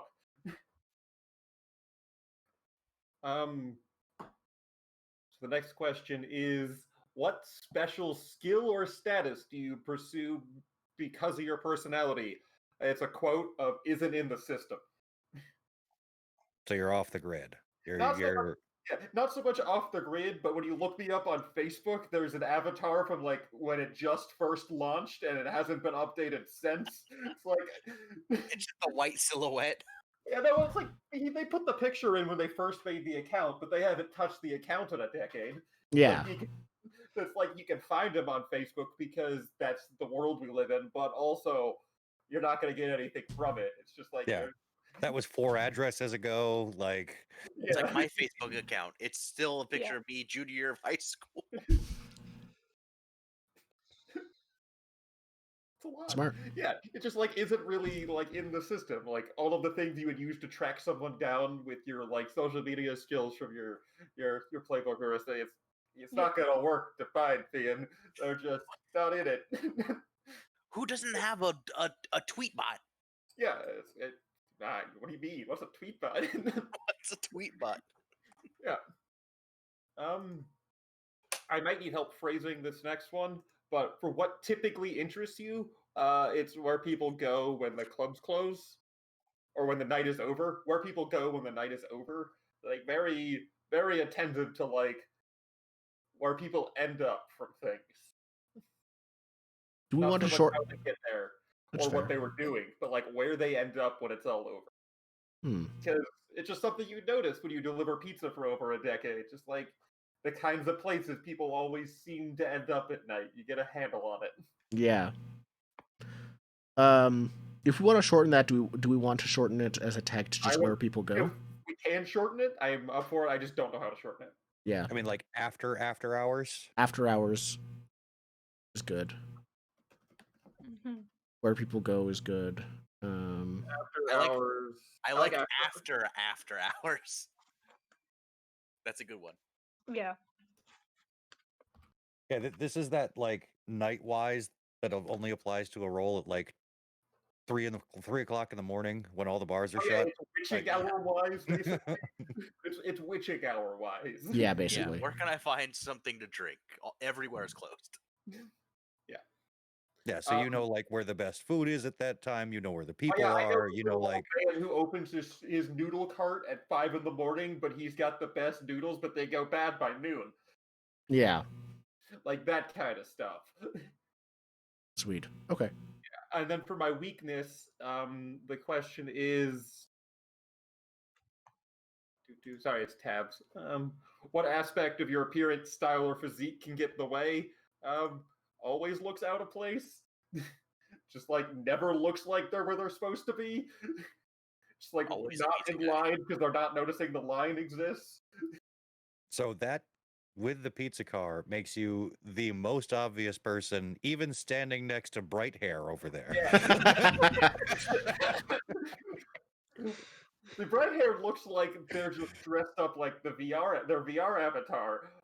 Yeah, But, bright hair fits in a very specific way. They are what you expect. noticeable on purpose. You look like you're supposed to be noticed.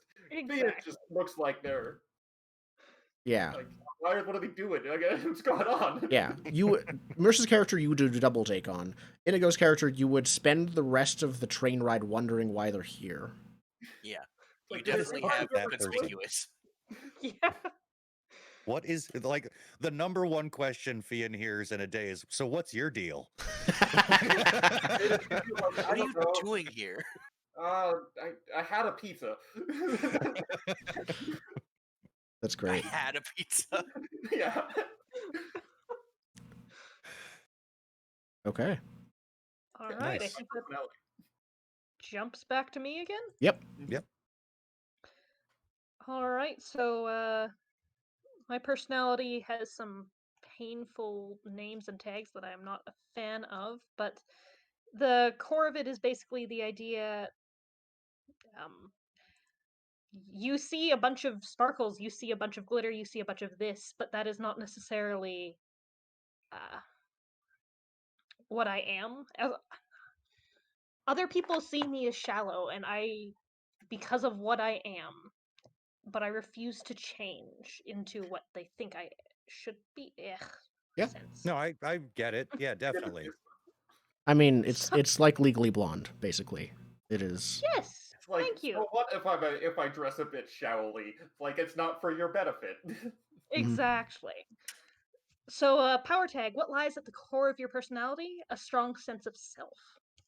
I like what I like, and that is allowed, so you can all suck it up. What is the first thing that people notice about you? Flashy. I am going to be noticed. And then what aspects of your personality keeps you safe or help you resist influence? The idea of what can she do? What harm can she do? Just continually being underestimated. If you're good, we can shorten that to underestimated. That'll work. Yep. Or even easily underestimated. Yeah. Just to be Easily underestimated. Beautiful. Now, the weakness tag is directly related to that. What sort of personality or conditions make you see your personality less effective? And that's a suspicious nature. Because you're suspicious of everyone? No, if other people are suspicious. I've got nothing really past that. Like, if they aren't taken in by the original superficial appearance, or if they're wondering, what is up with that, no one surely could be like that. Then I've got nothing beyond that, and aside from diving into it, that will help make that work. So if people don't underestimate you, you don't have much of another way to trick them. Yeah, basically. Except for your techno doodads. So the shallowness is shallow. Yes. There's nothing hiding in the murky waters. The waters it's just water. Yep. Okay. We're on personalities. Good. Jordan, yep. I think. Nope. I don't have one. What I mean is you can pick one next. Oh. It's your turn to go next. Let's do... What am I closer to right now? Defining event. I'm literally right here. So, shocker, his defining event is constantly bullied. He grew up as like a 4'4" little nerd, constantly bullied, and I put, in a dog-eat-dog world, be the biggest dog in the biggest pack. Always being at the bottom of the food chain gives you a Darwinian perspective on the world, is the other little part. Concept. Yeah. Nice. Reminds me of Chronicle, actually. The protagonist of Chronicle?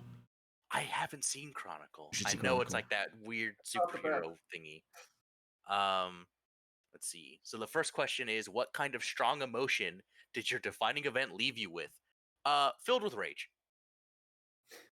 Yes, fuck the world. And that's great. One of the ones that are given is filled with rage. Let's see here. And then E, who did you bond or connect with in the aftermath of your defining event? Fellow nerds. That is the pack he chose to run with, is the nerds. And then AV Club was your pack? That's what you picked to not get bullied? I chose fellow nerds. So he didn't stick with just the AV Club. He went to the AV Club. He went to the chess guys. Whoever would take him in. Not to get picked on. Yeah. Effective that. And then, what approach to life did you adopt following your defining event? I chose pick your battles. Smart. And then the weakness tag is, what emotional scar or baggage did your defining event leave you with? Anger issues.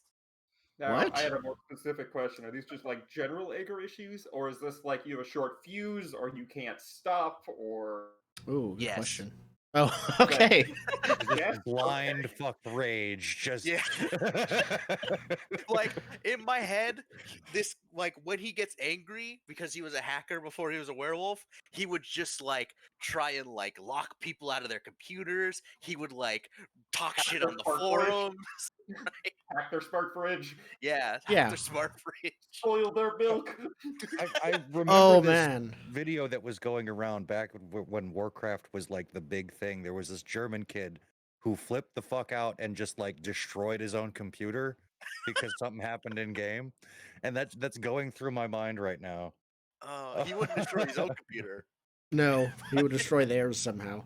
I would imagine as a PI, if we like pick up other people's dark secrets, you would, if you get angry, you would just use it against them. Oh yeah, I yeah. would Just spread fire it it at them Someone's through a rude to cannon. you in a meeting, and you post their home address on like. Yeah. I fucking SWAT people. Yeah. He's that kind of person. Oh boy, this should be an interesting game. Nerd, yeah. But of course, you can never be in the wrong. So No, that'll I'm work never quite wrong. What are you well. talking about? It's not about who's wrong; it's about who's strong. It's about who's the strongest. Yes. And while I don't have the muscles, I have the power. Oh, I remember this video.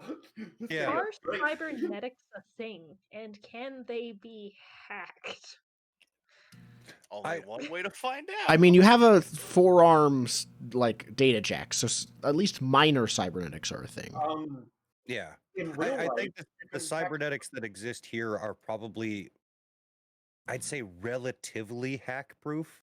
Like you can mount status because of how the system works. You could like mount the statuses in to hack, but it would take a bit. I would imagine like most of them just won't have Wi-Fi capabilities in the first place. Cybernetics aren't going to be networked for security reasons. Exactly. If it's like, oh, your heart can be turned off via Wi-Fi. Via Wi-Fi, that's a problem. Like maintenance, like they can have software updates, but I think like cybernetic stuff has to be like hardwired to software update and so stuff. What you're saying is, I could jack into someone's heart. Tie them to a table and cut their chest open. Yes. I'm ready. Just go for like always. There's always a port on the back of their neck. You just plug into there. Everyone's matrixed. Oh man. But yeah, you can't Wi-Fi hack them. You can Wi-Fi hack their fridge and their temperature control and whatever. Not a person. But not their literal person. Just as like a setting thing. I think that's an important distinction because that takes some of the fun out of one of us getting cybernetics. It's like, I got this cool laser arm, and then someone goes, turn off laser arm. God damn it. You go. I thought you were done. Oh, I was going to say, I don't know what the flip side for this one would be yet. I kind of am doing them as I think about them. If you no longer have anger issues, you only have the loyalty to the pack. If the opposite is that could be just loyalty to the pack, yeah. Super loyalty would be the flip side of hacker anger. Another option is you still have the exact same mentality, but you no longer see yourself as the alpha. Could be like, loyalty to whoever you see as the alpha. What mythos would that be? That's a good question.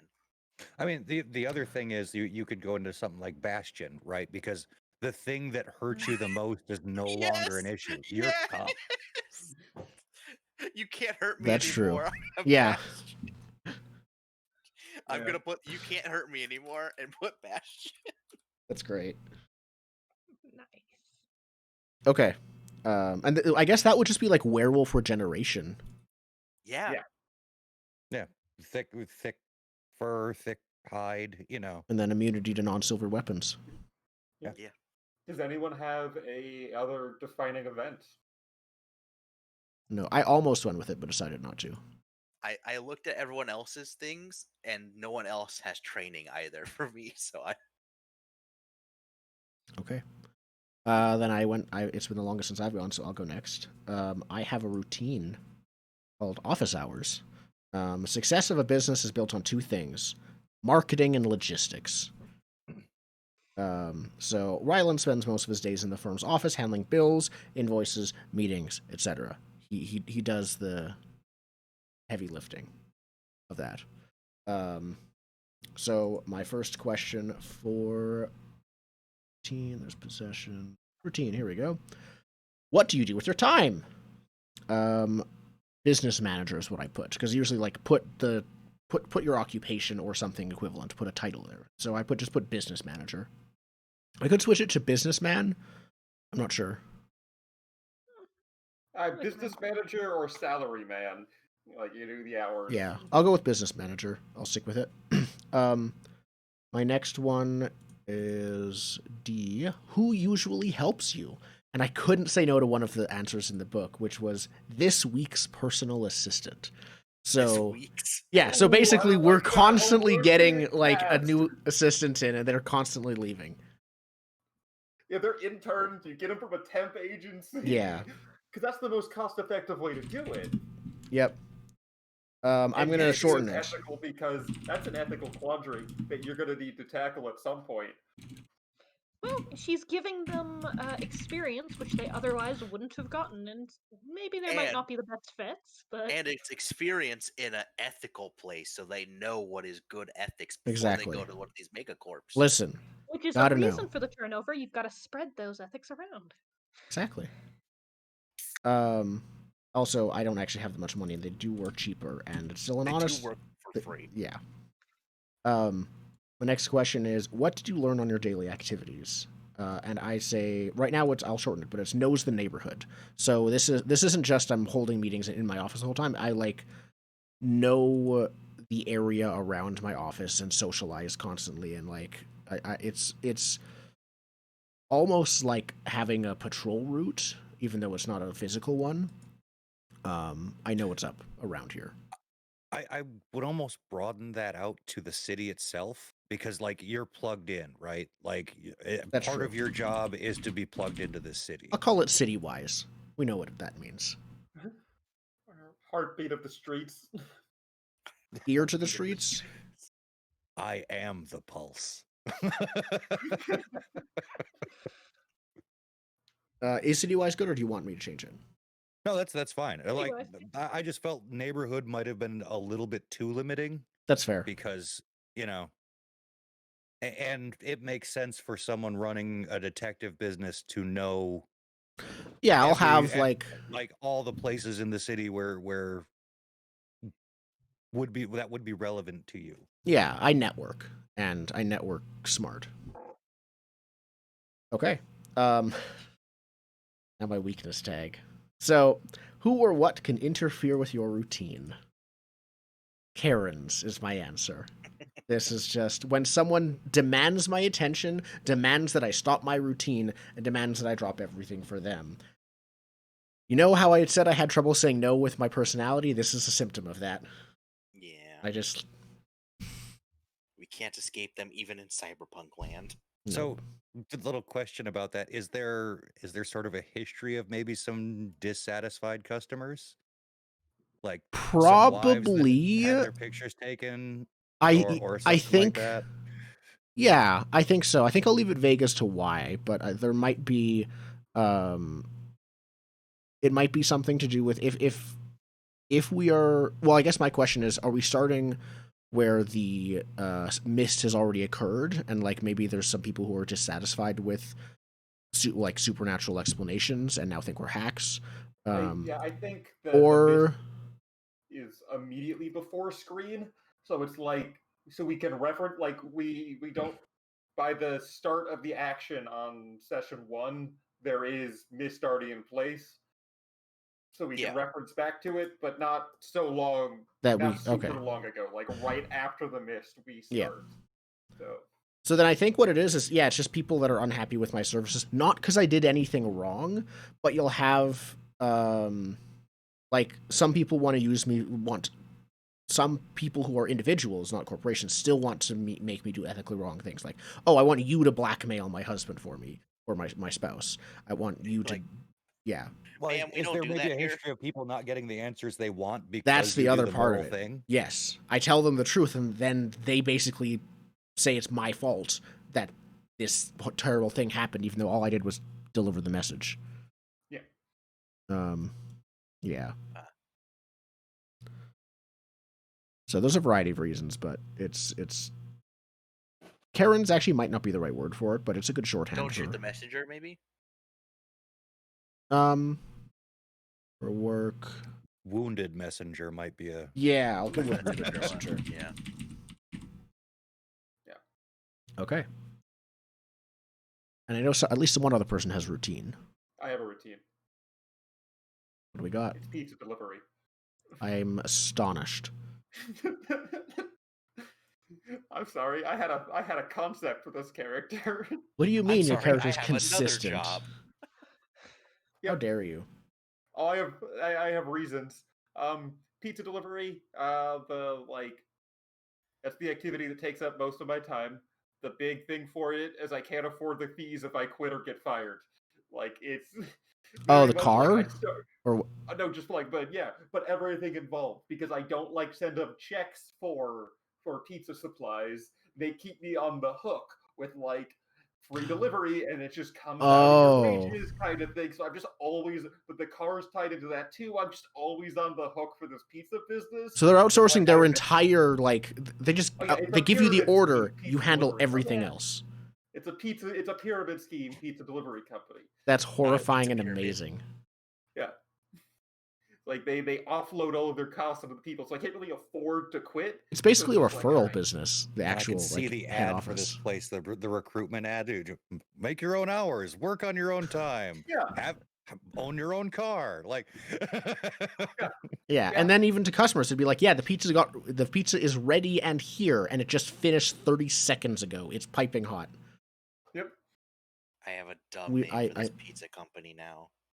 Yeah, it's still listed on my cards as TBD Pizza, so. Because it's a pyramid scheme. I think pyramids, I think Illuminati, Piluminati. They don't advertise as a pyramid scheme.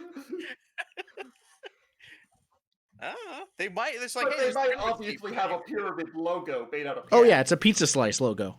There's like a pizza slice pyramid, like a 4-sided pizza slice pyramid with a mouth that is in the shape of an eye above it.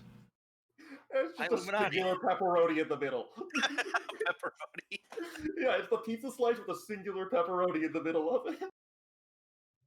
Yeah, but so I have a pizza delivery driver. What do I do with my time? Pizza delivery driver. All day I'm delivering pizzas. Yep. What privileges come with the territory of what you do? No one stops me from going into places. If we want to shorten that, I'd call it welcome everywhere. Yeah. Welcome everywhere and always looks out of place. Yep, it's great. I love those two connections. People tend to look past the person when there's a piping hot pizza in their hand. Yeah, that's very true. Because I've taken some pizza from some fairly gnarly individuals in the past. I think my favorite pizza I have actually done a decent amount of food delivery is when I delivered a pizza to Costco in the middle of the night because the warehouse guys order it, but I didn't like walk up to the back of the warehouse, be like, just like kind of like leave a pizza on some bench, just like, go pick it up. So does that Costco not have its own pizza? It might be that it was closed. It was after hours. Oh, okay. Yeah, it was that makes like sense. maintenance, but it was like I was doing like Uber Eats stuff at like midnight or something, and then like that would do it. I had to go in the Costco parking lot and like find out how to get it inside the building when it's all locked up. That's fun. Yeah. You had to go pick up a hot and ready Little Caesars pizza. to prove my point about pizza delivery drivers, we can get in anywhere. It's like I could go to a rich neighborhood and be like, here's my phone that says I'm dropping off. Do you need an address? It's like, no, you're good. Just drive on in. You drive through the gate, sir. Yeah, pretty much. I just say I'm Uber, and they let me in. It doesn't matter if I'm dropping food off, whatever. They just let you in. No one asks too many questions if you're a service person. Just do whatever you want. Yep. My other power for this definitely is... our infiltrator, between that and the fact that you can shapeshift. I don't have shapeshifting powers yet. Okay. Yet. Well, shapeshifting, there's a few components to the Puka's like power set. The shapeshifting is going to be a later addition to their powers. Okay. Like starting with just the mischievous luck part. That makes sense. It gives me room to grow with the power set. And honestly, the luck is is interesting. Yeah. My other power is... What do you learn on your daily activities? The fastest way between two places in the city. I should phrase that better. Actually, there's a thing in here that's the first suggestion. Knows every street. Yeah, that's good. Yeah, that works. I'm just gonna use that. It's also more applicable to a wider variety of situations. Yeah. I don't even know what... Oh, that was the wrong set of keys. I opened like the Chrome, look at the Roll20 code thing. Oh, the Control I think. Or... F11 I don't know how I did that. Knows every street. My weakness tag is for the first question. At the end of your day, what are you left with? Zero motivation. So I guess you're part of the team, but we're gonna have to like really try to convince you to do anything for us. Yeah, it's more like, do we really need this? Is this really the... That's fair. The zero motivation is more of the personal thing. It's like, you sent me to do all these interviews, but I also got to deliver all these pizzas. The pizza gets priority because pizza pays my rent. I just don't tell you guys that. I just apply the penalty to the role. That's great. Okay. Getting kind of like Shikamaru vibes off of this this pizza delivery driver. Yeah. Like just everything's just a hassle. Like everything's a hassle. It's like, do we really need to do this? Can we just like chill? Let's just chill. You play Shogi? Pizza? Yeah. I don't know what the routine's gonna... What happens to my life when I lose the pizza route. There probably is gonna be... Probably not the...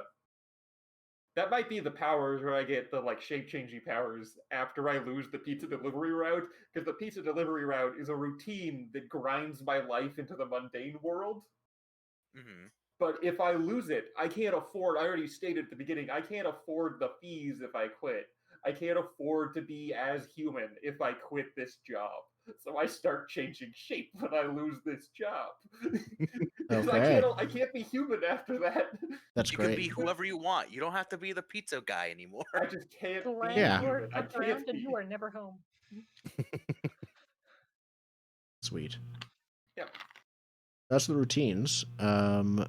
Marissa, what's your next one? Your next logos, and then we do the fun one. All right. So the logos I have was expression, and I went with clothed in silence, and basically... Oh, for your mythos? Yeah, for the mythos. Oh, right, we're doing the last logos. In which case, anyone else have a logos? Oh, yeah, because you went 3 times already. Yeah. Ben Jordan. Yeah, we're coming to the end here. My mistake. Okay. Ben, please go ahead. Yeah, so my last logos is training as a computer hacker. And I put, if you can't bite hard, bark loud. And then being a scrawny nerd, you need a force multiplier, and mine was my hacking skills. So that is... Oh god, training's all the way down here, isn't it? It's like the last one. I wasn't ready. You don't have bookmarks? It's a pretty bookmarked PDF. Oh. Yeah. Oh, that's what that dropped. It's fully bookmarked. I'm just dumb. I need to make sure mine's bookmarked. It's almost too well bookmarked, actually, because like you can get lost in the bookmarks of this one.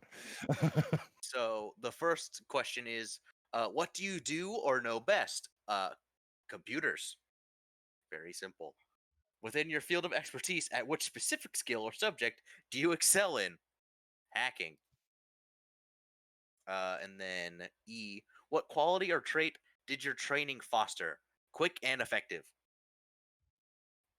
No elegant Speed solutions. hacking. No. Nope. Just quick and effective. You get in and get out. For my weakness tag, I put who is after you due to your prominence in the field, and I put to be determined because The pizza company? Pizza Man. Or another option would be Spencer's family. Yeah. Could be either of our families, honestly. Honestly, yes. Or we could name the megacorp, because I mean, honestly, for our purposes, there should just be like one giant one in the city that has a lot of like subdivisions. Indigo, do you just work for the pizza division of the company? Sorry? I had an idea for what the shady company is called. Tim Hortons.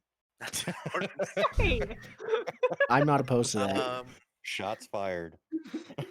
I need, what are the names? Wow, there really isn't any good rainforest names. Because I was going to say, instead of Amazon, you just name it after a different rainforest. Well, we could also name it after a different river. There's the Amazon River, so you can name it the Nile. Oh, yes, Big Nile. Big Nile. I don't like it, but name than that. No marketing. I'm sorry. No marketing department would approve naming your megacorp Big Nile. Yeah. Not that we can't use the Nile River. Just we gotta have we gotta have the snappy name. It has to be innocuous. I was thinking, too, Mississippi. We talked about that. That it like the big companies, they want it's making you feel welcome using it's it. like Smile Corp. Like Smile Corp. Bloom. Bloom. I like Bloom. Bloom is good. Bloom Inc. Bloom Tech or something like that. Well, it's Bloom and then subdivisions. Bloom Tech. Bloom Pizza. Bloom Worldwide. There we go. All right. Okay. Bloom Any more logos? No? All right, let's get into the fun stuff then. Yeah. Yay. Superpowers. I should probably open my own playbook. There we go. Should I go first then? I think Marissa's up. I think you're right. Sure. As I started it. Yeah. So yeah, I'm going with evoking, I think it was. Expression. Expression. Thank you. So concept, what does your mythos want to kind of affect in the world? It wants to create clothing. It's weird. The Six Swans is a really weird thing. I'm into it. I like the weird. Your powers want you to make clothes. Yep. And if anyone knows My Hero Academia at all, I was pulling really hard from the Best Genius because those character powers are just so fun. Right, which one? The Best Genist? Yes. The guy with the jean turtleneck? Yes. This reminds me of this book, what is it? The Xanth series? There's like, it's like everyone has a superpower, but they could be like, you could shoot fireballs, or one guy literally could take a string, and his power was, it's now a coat. That's what he could do.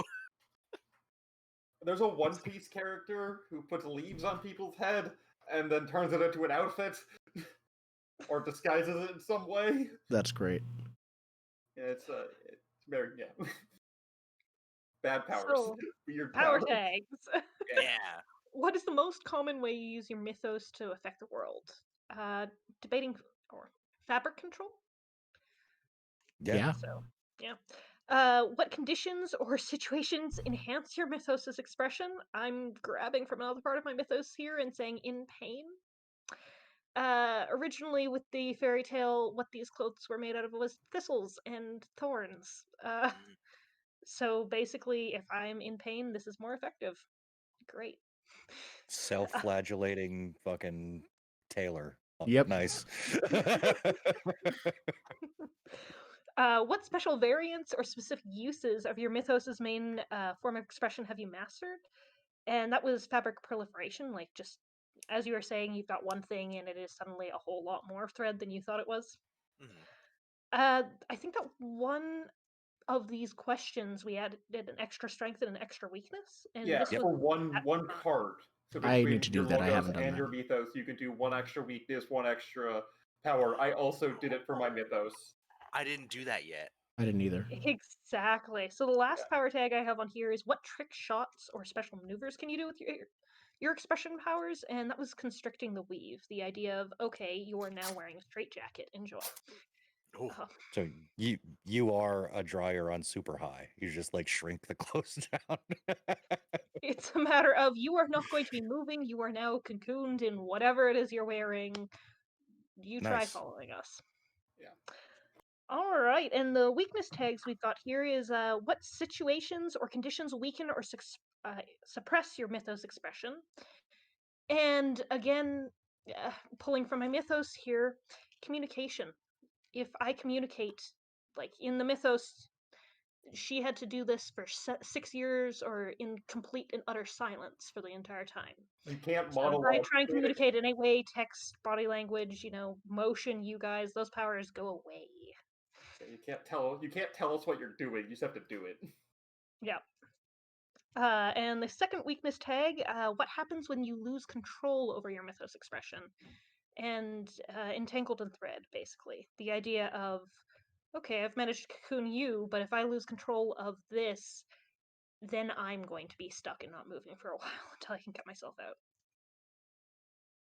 out. There are a lot of ways we could use that. Some of them PG, some of them not. I'm voting on the PG expression. Yeah. I'm just saying, like, you're in the middle of town, you lose control of your powers, and suddenly everyone's clothing loses cohesion. Yeah, no, I specifically chose some other answers for this. Clothing creation, not destruction, thank you. It can also be clothes fall off, and then there's the heart boxers underneath. Like, you can still comic book that same effect without it being obscene.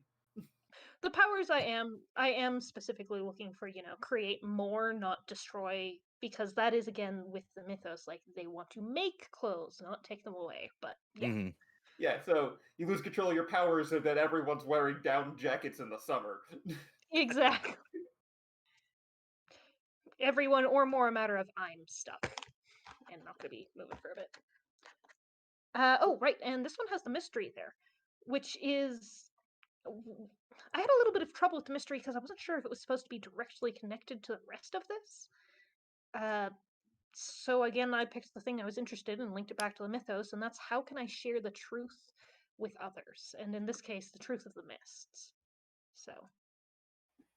Cool. I want to wake the sleepers. Not necessarily give them powers, but I want them to be able to see what's happening around them for real. So you want to open everyone else's eyes to the truth. You're doing the ascension path. Ascend everyone. Yeah. I don't really care if they have powers or not. It's not like mine are going to bring me great places, but they should at least know what's going on. You're in the wrong line of work. I mean, you could be in France designing clothes quickly. Yeah, this happened a couple of days ago. Listen, I already have an idea for how I got my magical dog coat. Also, we've seen my sense of style. Do we really want? Trendsetter. You could be a trendsetter. Yeah. Cool. So who's up? I think it's Primarch with mythos. Yep, I can go. I decided to add a fourth power tag end question to my office hours one, which I'll quickly cover. Where do you carry out your routine, or where do you go to escape it? I have a welcoming office. And that little rain, in, like the rain wall in the seating area. Yep. And then my other... Exactly. My extra weakness is, what are the mundane limits or downsides of your routine? They know where I am. Like, I'm just always there, and so if anyone wants to target me, that's where they, like, everyone knows that they can find me there. I'll put that for now. I might join it later. Oh yeah, I'll be pressing on that one pretty hard. Oh, I know. That's great. Whenever someone needs to find you, they know where to find you. Yep. Your name is literally on the door. Yes. But my mythos is a divination called Alicanto Eyes. So I have the eyes of that bird mythos. That's all. That is the only way it's manifested so far. But it's not a small one because that thing can sense a few different things at once. So my first question. So my mystery is actually, what is the value of privacy? Is the question I've chosen for, given that how many things I can see. Because you'll see why that's very relevant here. The first one, my first question is, what allows you to uncannily know things you wouldn't normally know? The Alicanto can sense where precious metals are, so I can see precious metals through surfaces. I need to shorten that as well. But this includes, traditionally, the story mentions gold, silver, copper, but if there's things like platinum, I'm sure that might count. You know how many electrum pieces are in that purse. Yeah, I know where the wires are in the walls. I know, like, that's the big thing I'm probably going to use it for, copper wiring. Well, you could. Almost wondering if you don't take that in a. It's got an option there where you could go in a different direction, and I see like with the next one you sort of went there too. Yes, I went for both. Maybe you can tell what's precious. Like, you know what's precious to people. Ooh. The power one, the metal one is a very literal interpretation. Well, I have both. Yeah. My next one. It's also very practical to know where metals are. The next one is, what other type of knowledge can you access with your powers? And the next one is, perceive their heart's nature, and that is another part of its ability. I can Jessica Jones season 3-ish look at someone and at least get like a instinct. I think you get instinctual. I think from the myth they get an instinctual, like, positive, negative vibe off of them. Exactly. Not like details or gray areas, but are you a good person or are you a bad person? And inherently, it's binary. Yeah. Power chat tag vibe check. Do you pass or fail the vibe check? Yeah, it's basically a vibe check. You have detect good and evil. Yeah. I'll call it that, actually. For the first one, if you want to shorten it, you just want metal sense? I'll go metal sense, yeah. And then my last question is G. In what ways have your normal senses been enhanced by your mythos? The bird is said to only appear at night, so I can see in complete darkness perfectly. So I'll just call it dark vision. Yeah. That works. Yep. Full D&D on that one. Oh yeah, it's full D&D.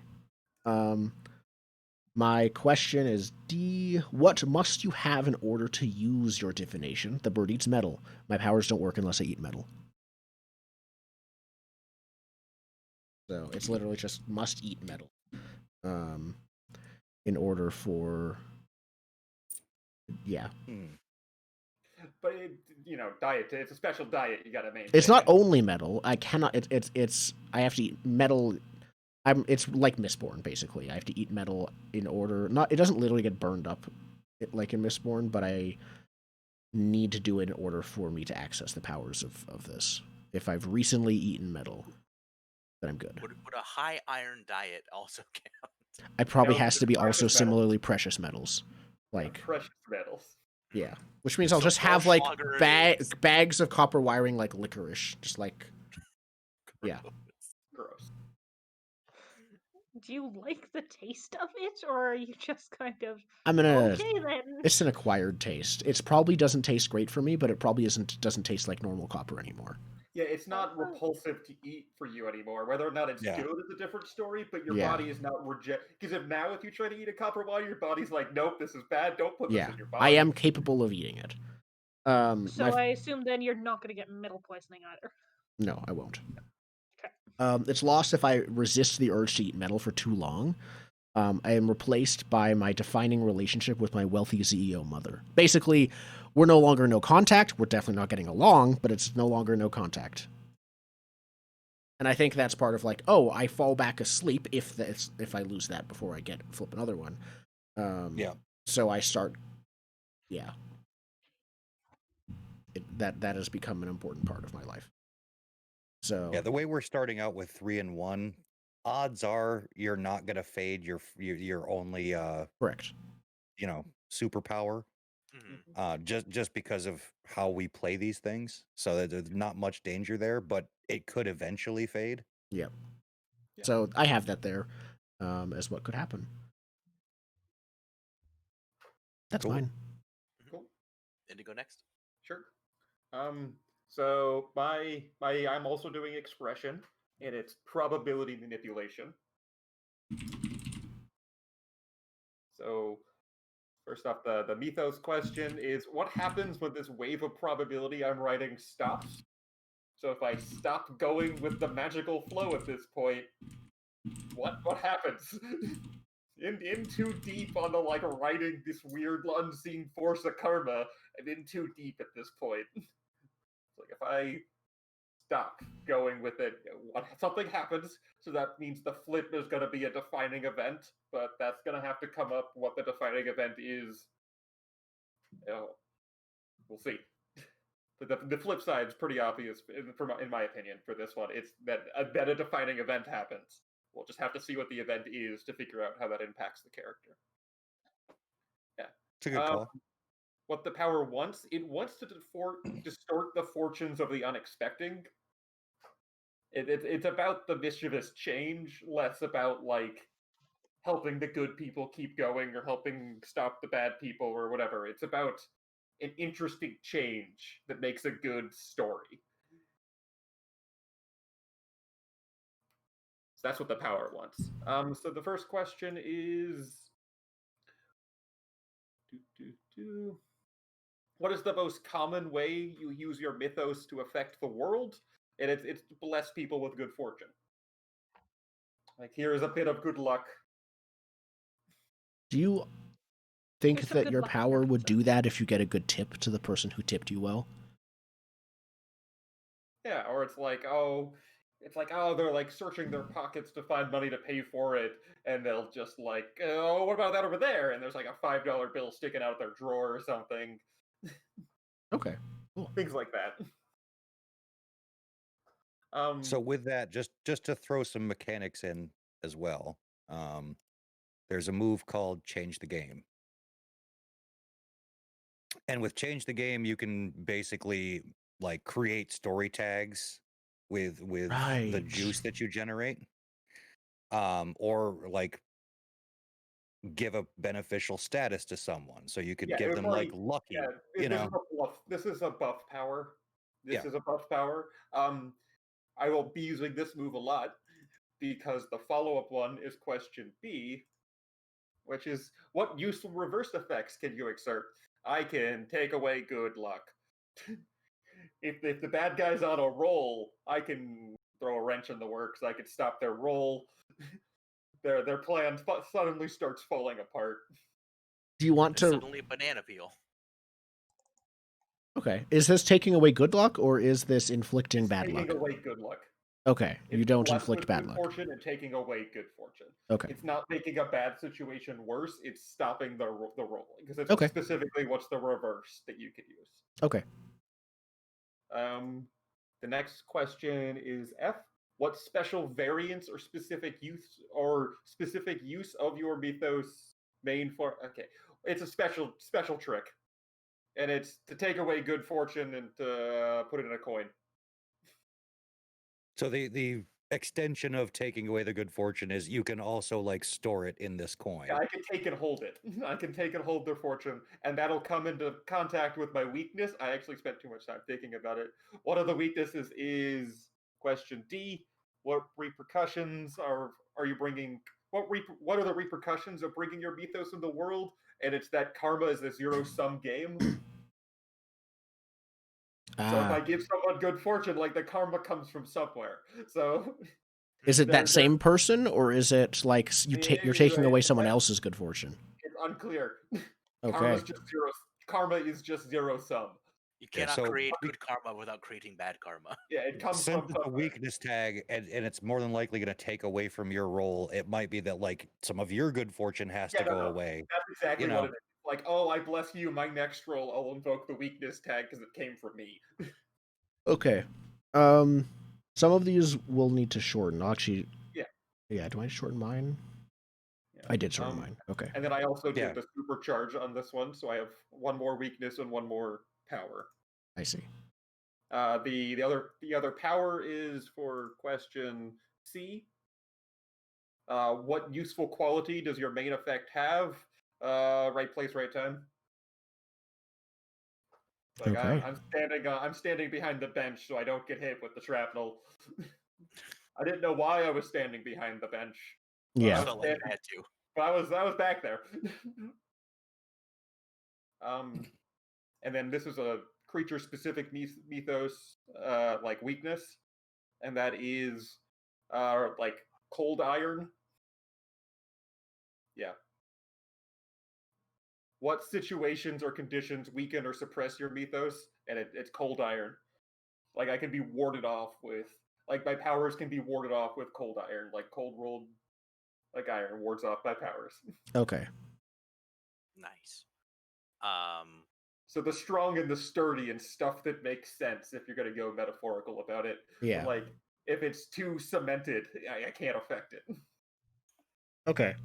In terms of shortening the tags, because they're so similar, are you okay to take away good fortune to just remove? Yeah. And then the other one could just be store fortune. Or store fortune and a coin might be too long, but store fortune. Yeah, lucky coin might be. Yeah. We're gonna do lucky coin. That's smart. And then right place, right time. We just can remove the always in. Yeah. Out of curiosity, does it have to be a coin? Could you store that good fortune in, copper wiring, say? I like the idea of it being a coin. Fair enough. Because it's like pocket change, but it's like pocket change and stuff. Yeah, you literally could find these things on the street. Yeah. Excellent. And then right. You can hold it as a bargaining chip. Yeah. Like it's like, oh, I can return to you from what I can return to you what I took, if like play ball kind of thing. There's a lot of uses for it because now it's tangible and can be literally passed. Yeah. And then right place, right time. You can remove the always in the part. I did. Oh, okay. It didn't update for me until just now. You want to just do right place, comma, right time? Yeah. But that's good.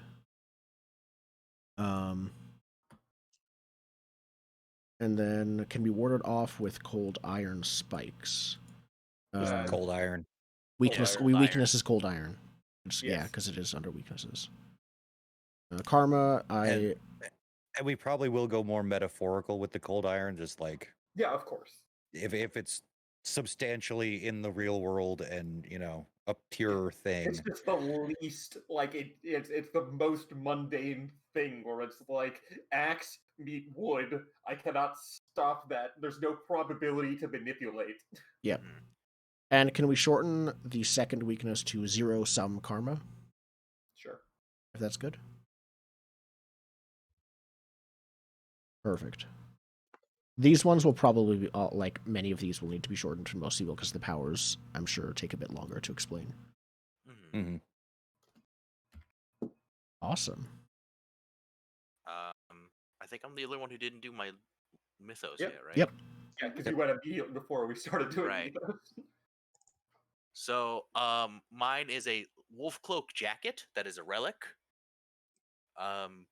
Literally like a jacket that has wolf ears. The story is he got it in a Amazon equivalent box, showed up on his doorstep, and now he has werewolf power. So the question I have is, can I tame the beast within? And then for the relic, it had me like describe it. So like nerdy, fluffy jacket with wolf ears on the hood that allows transformations into a werewolf and is made from wolf skin. Because in the myths, it's always like a werewolf skin or a wolf skin belt or a human skin belt. Yeah, but it's so you turn into a wolf. Like you're still a werewolf, but it's the like not man wolf. You're not a beast form. In the legends, it's either or, right? Actual wolf or a werewolf. But I think maybe this one. I put this one for the first power tag A. What is the main useful feature or part of your relic? Can transform into a werewolf. Okay. So, werewolf. Werewolf. Wolfman? Yeah. the Wolfman variety. Yeah, werewolf. Okay. There, wolf. Okay, and then I also supercharged this one. I added the last two at the end. The next power tag is what essential useful quality lies at the core of your relic? Destructive physical force. Very strong wolfman. Okay. So break stuff. Break things. Savage. That's probably better. I think it's more applicable to a wider variety of things. So. Oops. Yeah, I'll do savage. There we go. Savage strength, because That could work. I think savage might be better because it can apply to more things than just strength. Savage right? works better because it's less like, yes, you're strong, but like werewolves, like the mindlessness is part of it. It's part of why they're good. The feral it's not fury. They can punch through stone. It's that they keep punching till the stone breaks. Yeah. Okay. The next question is, what cosmetic attribute does your relic possess? A normal-looking fur coat. Okay. Just fur coat, probably. Fur coat. Yeah. Fur coat. Oh, what happened? Why did it do that? Weird. We still have 4. these sheets confuse me. Okay, and then the last power tag is what happens when your relic goes into overdrive? I put hunter instincts. Okay. What does that mean? Yeah. I'm not sure. It just seemed the most applicable one. I don't know. Maybe like more beast than man. And that okay, that could work. Like where the code has its own instincts that are powering your actions as opposed to. Yeah. Yeah. I think that's. I'll make that more beast than man. Okay. You're not in control. You're just kind of aiming at that point. Yeah, you're that brings wolf up my hulking. weakness tags.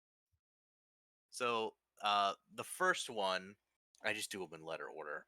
What can interfere with the powers of your relic? Loss of rage. If I'm not mad, I can't be Hulk.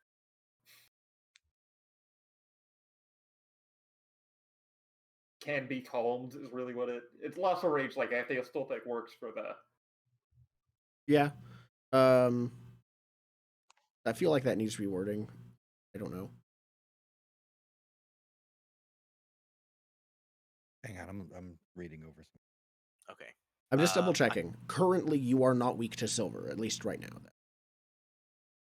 Oh, I could make it silver because in the I think silver is a more modern thing. Or modern in this devils and demons in general, because silver's supposed to be pure, and so it wards off the unpure. That's why not werewolves. Why vampires don't show up in mirrors, because mirrors are originally made with a silver backing. Yep. And why ghosts don't like salt, because salt is supposed to be a pure. Yeah, because it keeps white from going bad. Yeah. I could rework that. I'm not sure. I could just make it. Well, I think loss of rage still works. We just need to reword it. I like tameable. Does that work? For a week? Yeah. I keep coming back to the word soothed, and I'm trying to find a way to make that work as a weakness. Like, soothe the beast. What if you can be distracted, or this isn't distraction? Is not what it says. This is your powers just don't work. It's like with the relic, I have to be mad to be a werewolf. Mm-hmm. What was the question? So, the question is, what can interfere with the powers of your relic? Okay. Because the examples are Hermetic wizardry, lost on the faithless, the Olympian gods, mortal love, the earthly tether, rampant demons are harder to control, asleep in times of peace. Okay. I almost want to say music. Soothing words. Ooh. Except if it's heavy metal music. Heavy metal music actually makes it stronger. Yeah, soothing words, soothing song, calmness. Well, actually, we can call it calmness. Could be calm. what stops tranquility. Tranquility. Okay, Yeah. I'll do Interferes. tranquility. Yeah, because I like the idea. I just needed Yeah. And then, what has changed in you for the worse because of your relic? I'm more bloodthirsty. Fair. Not just angry, bloodthirsty. No, bloodthirsty. Yep. So instead of swatting people now, I show up to their house. You go in yourself. You don't need the SWAT team. You are your own SWAT team. I am my own SWAT team. Yeah. Yeah. And then I don't know if this was lost, replaced with a mission to fuck the system.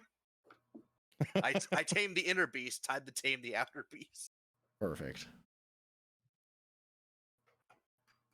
And Excellent. That's all of our cards. Yep. Except for the crew. Except for we the also crew. have to go and through relationships. Yeah, the questions. Yep. In the things they have questions. Do we answer each of those? Each card has a question. Yeah, so let's do relationships first because that might give us a bit more on the crew, like as far as everything goes. Yeah. So this one we'll do one person at a time. Where would relationships be? Page It's 155. At the end of each theme book, I believe. General relationships are page 155. It looks like. Got it. Yeah, but at the theme book, it'll say something like crew relationships. Yes. And I think I want to say they're only on. Oh no, they are on both. Yeah. Okay. Okay. This, because it's much quicker, we should do character by character, I think. We'll just do all of them. Yeah, we'll do one person at a time, just go through your 4. Okay. Someone else should go first. I'm looking at what mine are.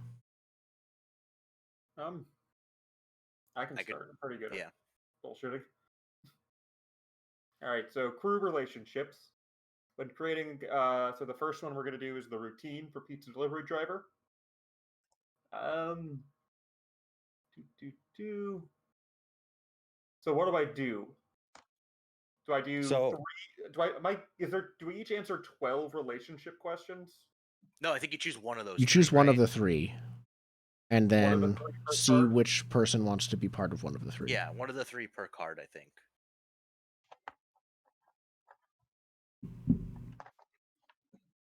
Yeah, one of the following scenarios. So just pick one of those and see which one would apply to someone else. Okay. So I'm going to go for, you think one of them has a penchant for mayhem or drama and could destabilize your routine if you let them. Take a hurt point on them.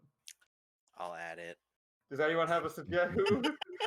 Who do we think could ruin my very zen routine? Couldn't imagine. Is it the Rage Hacker? I think it's the Rage Hacker. My head is like, oh, you're gonna fuck with me, person online? I'm gonna order 800 pizzas to your house that you have to pay for, and you're like, why did someone get 800 pizzas? That's great. Yeah, so I'm gonna put Bark with a hurt point on my main card. Is that how? Do I also put a hurt point there, or is it just for you? I'm hurt. You hurt me. Okay. Yeah. So you feel hurt, but I might not feel hurt about that. Yeah. You don't give a fuck. Yeah. Yep. Yeah, and these all go on your character card in case anybody's looking for where it goes. Yeah. So for the next one is possessions. All right.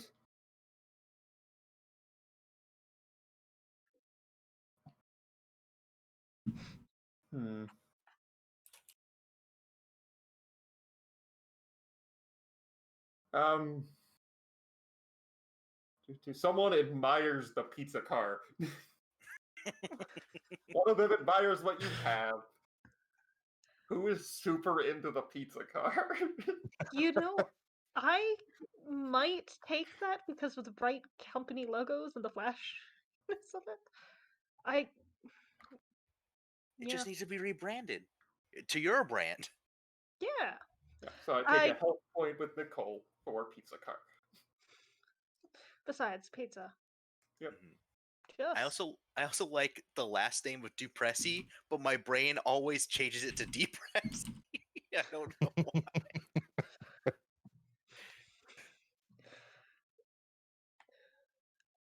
Okay, then we got your personality. Personality, okay.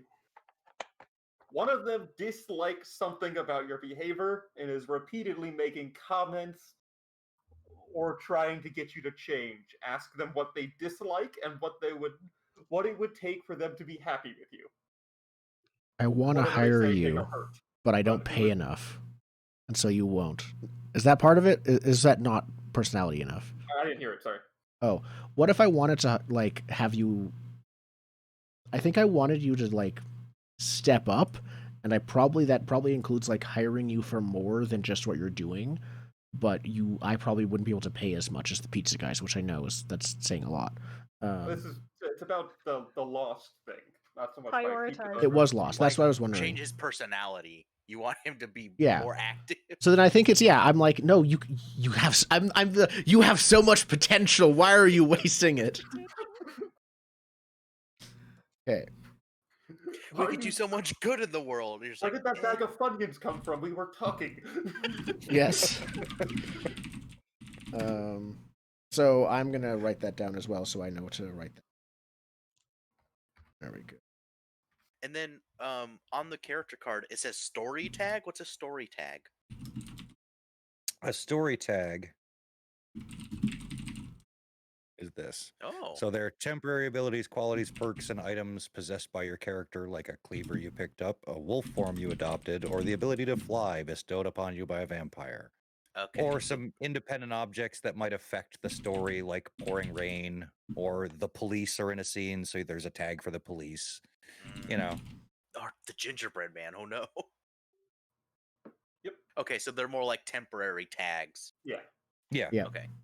Got it. I just wanted to make sure I wasn't missing anything. So yeah, if you were in a bar fight, you could use a move to generate a story tag that is the bar stool that you hit someone with.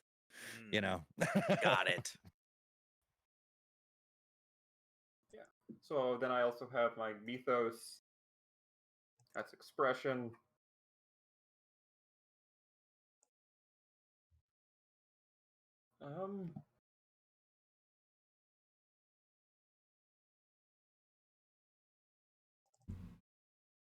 One of them witnessed you expressing your mythos at full power. Ask them what they thought about it. If it scared them, take a hurt point. If they appreciated it, take a help point. So, who saw me like jump off a building and just kind of walk away? If you're okay with that, I could take that and be even more. You have so much potential and are wasting it. That makes a lot of sense. You see me use it, so you're like, why are you so bold? Why Yeah, so I think it was helpful, but also, why aren't you doing more? You can give good luck to so many people. Yeah, so I have both a help and a hurt point with you. Yes, perfect. Expression was yours? Yeah. Okay. Yeah, you saw me Rube Goldberg my way through a situation. That's great. Oh, your character's like a less ambitious Captain Jack Sparrow. Yeah. Yes. Yeah. I'm picturing hippie Mr. Magoo just like bumbling through everything, but coming out the other side just fine. Yeah. We're all getting the same vibes. Yep. We all understand where I'm coming from. Perfect. You're just like in a slapstick comedy. You're just constantly. I'm in a different genre. Yeah. Oh, it's just like the last time we played City of It's you're in a comedy. You're in a cyberpunk comedy film. In line this time than I was last time, because last time it was everyone was firmly in one camp and I was firmly not. Yes. All right, who's next for relationships?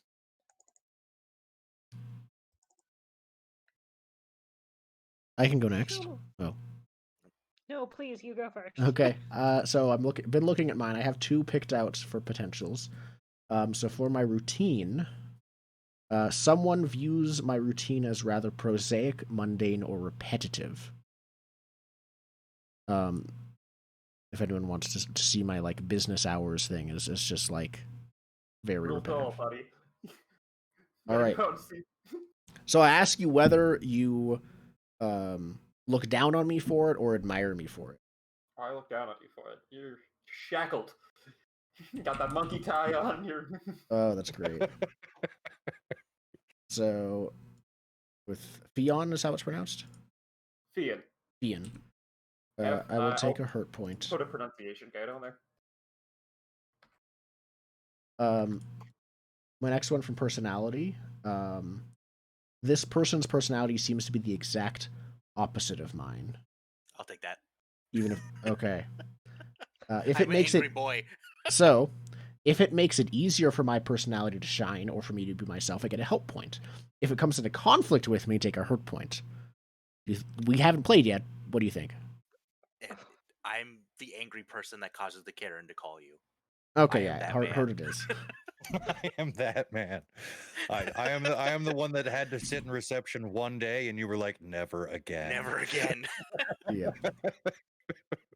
Okay, You're like, fun. I'm sorry, Hurt was by the two wait people too so long? far. I guess I'm gonna hack your phone so that I have all your information. He's like the most vindictive person ever. It's great. Oh, you've been mildly inconvenienced. Let me more moderately inconvenience you. That's great. I think I'm torn between two. I think I'm gonna go with this more interesting one. One of them is of great importance to your cause. If they play an instrumental role in your plans to achieve your goal, take a help point with them. If they're a potential threat, take a hurt point. I mean, I think that's fairly obvious. I'd be interested in taking that one, yeah. Okay. I mean, we both have the goal to get recognized and do. Yes. The other one was basically the same thing, but more generalized, so I picked that one. Yeah.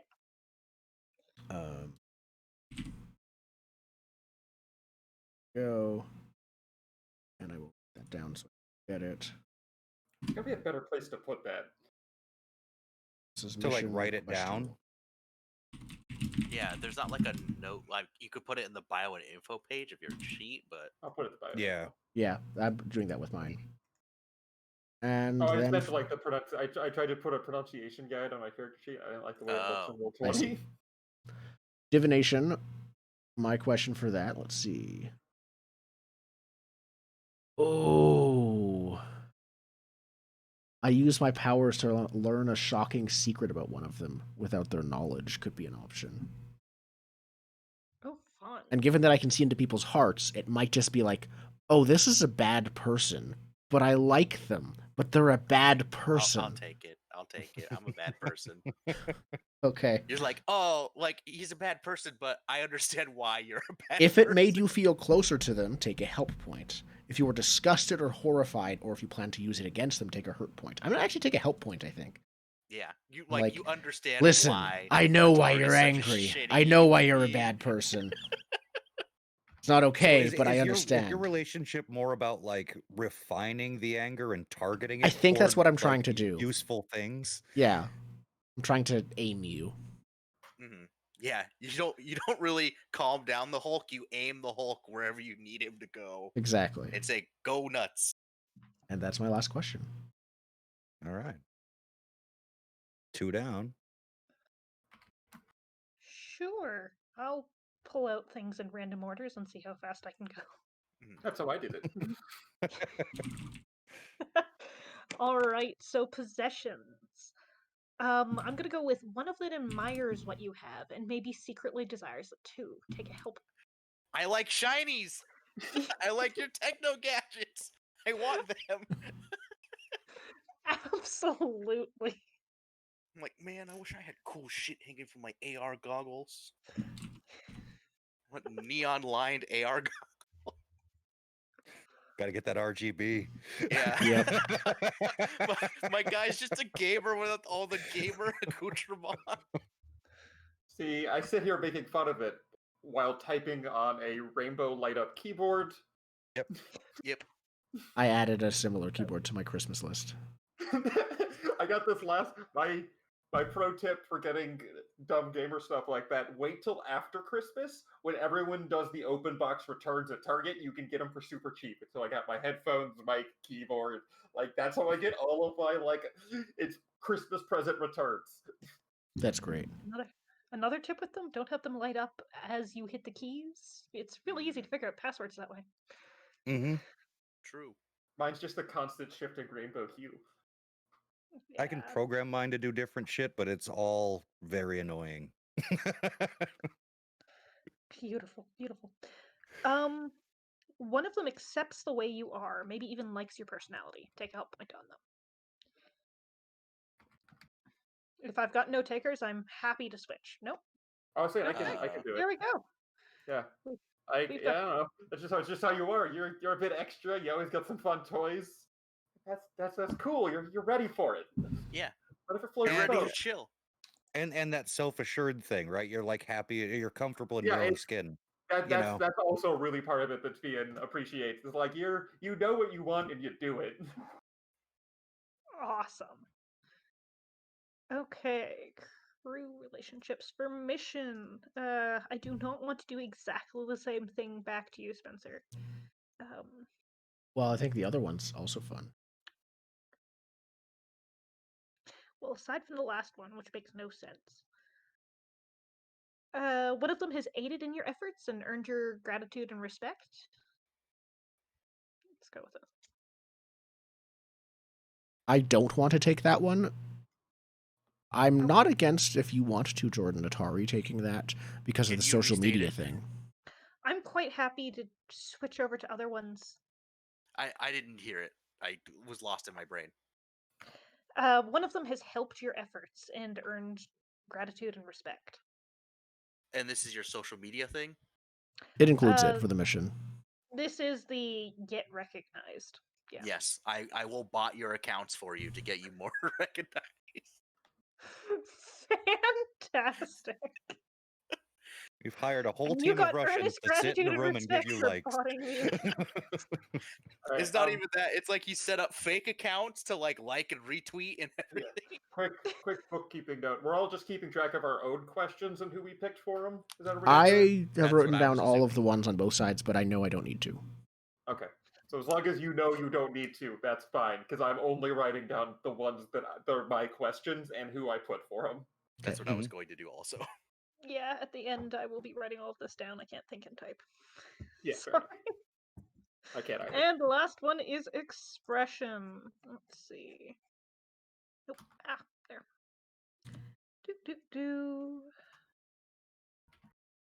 Yeah, we've done that. That makes no sense. This one Does someone seem like your brother? Very one of your brothers? difficult. I mean, I could see that last one working. Yeah, I think I'm going to go with that last one because that works. To your mythos, one of them seems that the modern day version of a character in its legend. If they were your phone a legend, take a hurt. So I guess that is nothing if it's help, because unless one of you are an evil stepmother. It continues on the next page. On the next page. Yeah, it finishes on the next page. If they were an ally or loved one, or if you were their rescuer, take a help point on them. There we go. I don't think a wolf is a rescuer or a herder in your story. I mean, if there's a character that one of you is a part of the Six Swans legend, like identifies one of you as one of the characters in that legend. I like that and have a follow-up to that because of the whole making shirts thing. Did you make my suit? Sure. After me, I asked you to tone it down and not be, it to be bright neon. Multiple times. But I still like the idea of that, and also you made my suit. Yeah. No, that works for me, and I guess that just puts the aspect of my mythos, at least, is trying to save you from something. Yep. By giving me a nice suit. That's interesting because you both have like family that's fucked up, right? And that's True. That might be why it thinks that. Oddly enough, we also are both working off of Legends with Birds. So True. Yeah. All right. Well, that was 4 help points on various people. Okay. I'm gonna go in book order so I can just scroll down. That's what I did when I scrolled up. Okay. So first I'm gonna do my relic crew relationship, and I think I'm gonna start with once in a moment of crisis, one of them tried to borrow your relic.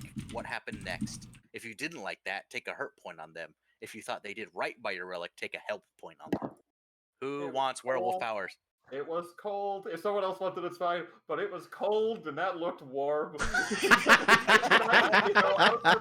had to go out to do something, and it was rainy. So jacket, hood up, and go.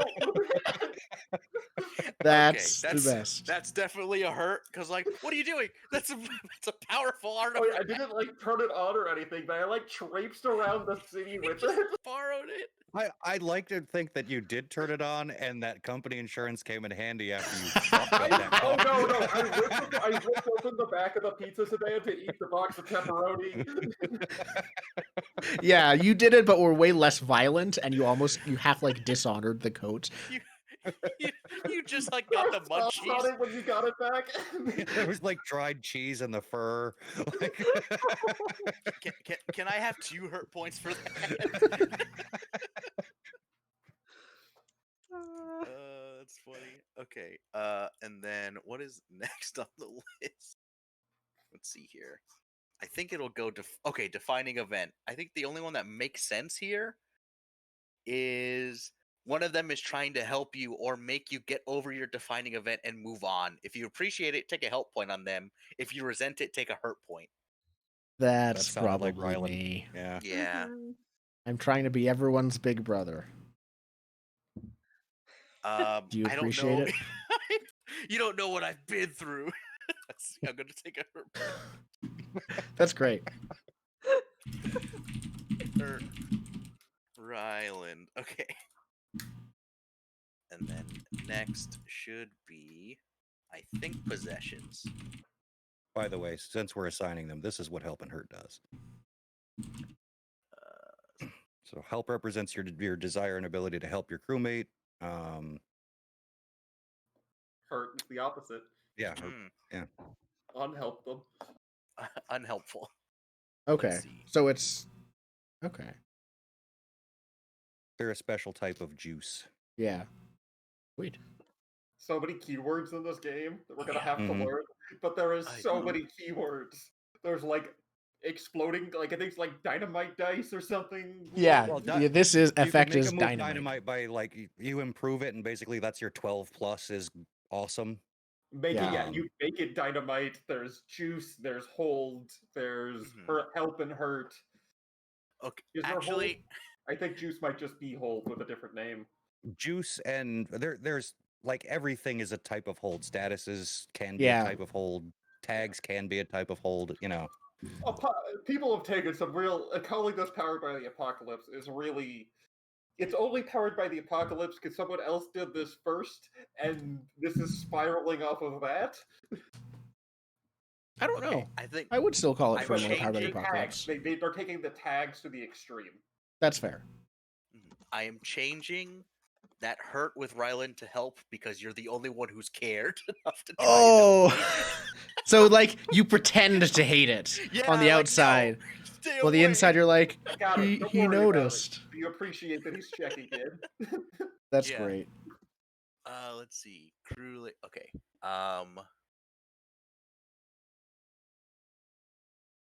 I think. I want to say when you acquired your possessions, one of them was involved. If they helped you or even gave you your possessions, take a help point on them. If they got in your way or tried to take your possessions, take a hurt point on them. So who got your lead hacker gear? I would be tempted to go with that one. Yeah. You went to your uncle and you're like, "Hey, my friend needs some stuff." You gave him a list. He's like, "Forget about it." He gets it. No. That's great. Nice. Yes, I'm definitely down for that. I like how I just imagine your family as like the nobodies, the like 13 from Kingdom Hearts. They're just like sitting on variable like black coats and tall chairs, and you're just like, "Hi, family! I'm here for this thing." I see it more like you're the like goody two shoes at the like mob dinner. Like, but like, mob family dinner where like grandma's making spaghetti and stuff. because you're not really involved in the crime half of it, That's but fair. they're all just like your 4 big uncles with the big rings that are like obviously mobsters. That's actually I like that better. It's they don't talk work while at family dinners. Yeah. Okay. Get polite. They recognize that might be a problem. Mm-hmm. They don't want to do that to me. Yeah. I'd be interested to know this one. One of them looks down on your training and finds it morally questionable, inefficient, or distasteful. If it makes you want to impress them, take a help point on them. If it makes you want to punch them, take a hurt point on them. I could see any one of you three. Yeah, I'm considering it, like, but this is too intense. This isn't worth putting your life in. And I'm considering it because hacking is wrong, and because of my whole divination question: what is the value of privacy? I think it has more tie-in for. I think it has more tie-in for you, Spence, especially with that. What is the value of privacy? You're like, you're a hacker. You kind of get private things from them, right? Let's see. If it makes you want to impress them, take a help point. If it makes you want to punch them, take a hurt point. I'll take a help point here. Okay. And I will write the rest of those down later. So it's Fionn hurt, Rylan help, Nicole help, Rylan help. Oh no! I did all of the work of writing this all down, and no, it didn't hit save. I'm gonna go redo it all. Okay, I have these two. They're not the question. Well, actually, I do have the questions here, but it's I put in Roll20 chat the ones that were related to me from you. Like I know what they are. It's just that I already typed them up, and then it didn't save. Okay. So I'm just gonna redo it. Are we done relationships then? I think so. I think so. I think that was the last one. Sweet. So that moves on to the crew. Yeah, we very much know where we stand with each other now. Yeah. We have Dad, who just wants us all to do the right thing the right way, to not fuck around. We've got the stoner uncle that just wants to, go with it. Like, we've got the renegade asshole kid that just sits in his room all day on his fucking computer. Yeah, and then we have the genius daughter kind of person who's just the academic in the family metaphor, not literally. Yeah. Not that you're academic, but you're the one with the smarts. They keep telling you Yes. you're gonna go I'm far, the one kid. with the drive to go out and do the things. Yeah. Keep your head down and you'll go far, kid. The ambitious one. Golden child. Yes. Quite literally. All right, so for the crew, we have power tag questions. We get to choose 3 of these. So I guess everybody choose one. Well, there's 3 of them and 4 of us, so. Oh, that's right. Yeah. Well, everybody choose one, and one person can choose the weakness. Because there is one weakness as well. Can I choose the weakness? You got it. Okay, I'm going to choose the weakness. We're looking at again? Page 147. Thank you. Wait, we need a name for our PI firm. Yeah, we do. It's the name of the show as well. I had a suggestion for show names. My suggestion, I only had one. It was Strangers in the Neon Court. I was trying to go very fairy tale. I like it, but I think it needs to be shorter, but I'm good with just Neon Court as the show name. Yeah? I don't think that could be a crew name, but I do like the crew name. The crew name is like the detective agency name. It's a business name. Neon Courts with an S, because it's referring to both to like all variety of legal courts, even though we're not lawyers. Yeah, the fairy court, the court of public opinion, and the literal court. Yep. Sweet. But yeah, so what's the PI firm's name? Is it someone's name? Is it an associate? Is it like Ryland is our shoot, what is your last name? Is it Hunt? Hunt and Associates? Hunt and Co. Do you want to do like X Hunters or something Hunters on it, or just like a dumb? Please don't Hunters X. Okay. No, not that, but just like we're mostly investigating stuff. From our character's perspective, it's kind of like the X-Files, not in terms of the tone, but in terms of what they're doing. Do we have a keyword I could put in this private investigation firm business name generator? I'm still feeling neon to be correct here. Neon. What city or state? All right. I mean... Neon Mist? Hold on, I could generate neon. Nope. Hold on. What? Neon negotiators. This is so bad. No, this is not good. Oh boy. This is hard. Why is this so hard? Let's do the questions first, and maybe something will come out of like the power tags that are associated and everything else. Yep. Okay. So everybody choose a question. One person choose a weakness.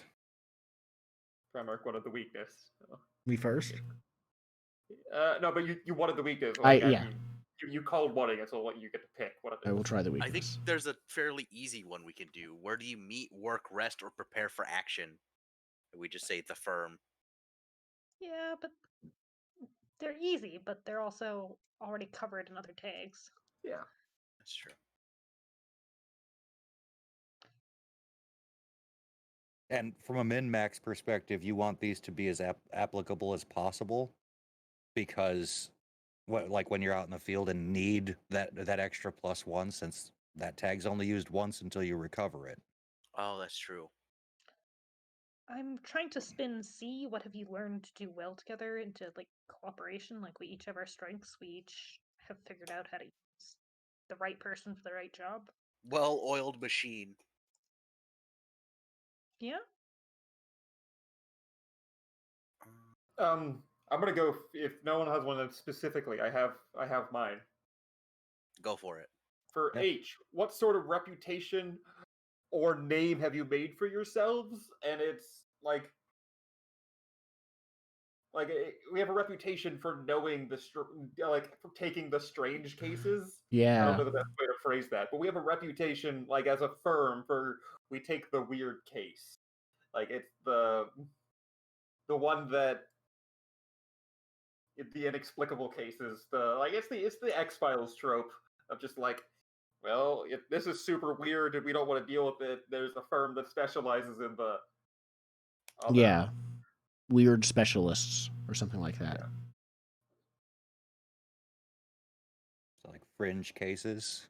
Yeah, fringe cases. Something like that. Yeah, something.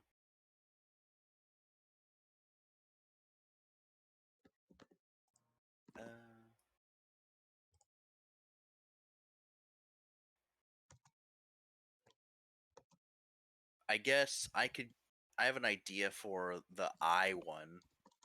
What approach or tactic do you share in tackling challenges? I guess right tool for the right job, because we don't really have a lot of overlap. Like we're all kind of fairly specialized. I think that you just better stated the one I was trying for C, so I think go with that. Oh, okay. Well, does C answer the question? I think you did it better. So okay. Right man for the job, something along those lines. Yep. I'll put right tool for the right job. Yeah, that's like when we're doing a case, like we take them knowing what the four of us do specifically. Yeah. And then, what did you want H as, like, specifically, so I could nail it down? Just like fringe cases. Yeah, like or on the fringe. You'd just be like oddballs. Oddballs could be. Yeah. But yeah, no, I specifically want to be attracting the weird cases here. Yeah. Like,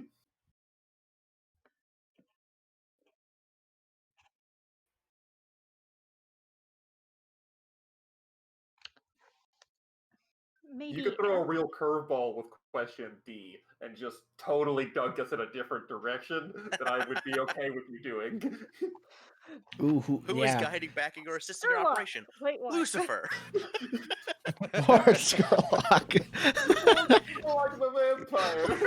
Lord This is Sherlock. how you shoehorn Sherlock in. You can do it right now. You can do it. Inject him. You could have it be like your criminal family is secretly guiding it, but I don't know how I wouldn't know about it. I'm considering F. What environments or situations are you most comfortable in? And just the idea of busyness, because a lot of us can work better. Well, there's a lot of people around not noticing us, or we're less noticeable with lots of people. Like, we're not exactly private individuals. Ooh, you could, instead of busyness, you could say chaos. Yeah. We're suitable for working in chaos. Yeah, I like We it. don't do well against, but that means we get the opposite. Is we don't do well against hardened plans and firm tactics and organization. We need to be in it. So that brings up the weakness question. What places or situations do you find tough to handle? And I think then we want to probably call it organized crime. Bureaucracy. Or It's also because I agree we want it to be organized crime, but we want it to equally be megacorps. Like those are that's true. You could just say organizations. Yeah, I think organizations. We're good against like doing cases that end up targeting individuals. Yeah. But yeah, you can find a murderer, you can find an adulterer, but when the case involves having to go through 4 lawyers to talk to a CEO, you're a little screwed. Yeah. We just don't have enough. So I think organizations are tough. Or on the other side, if they have enough people to keep handing us off to one person, the next person, the next person, the next person, we have no real way of getting around that. Mm-hmm. Yep. This is the canceling your Comcast subscription problem.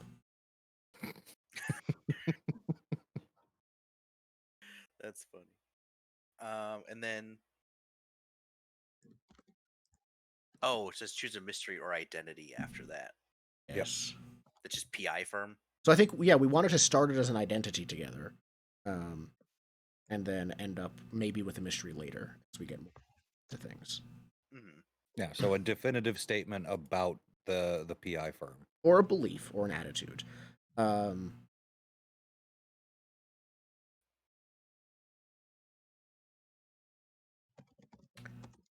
Now, how burning wheelie do we want to get with this? Like, do we want to go with something that it'll clearly be proven false later?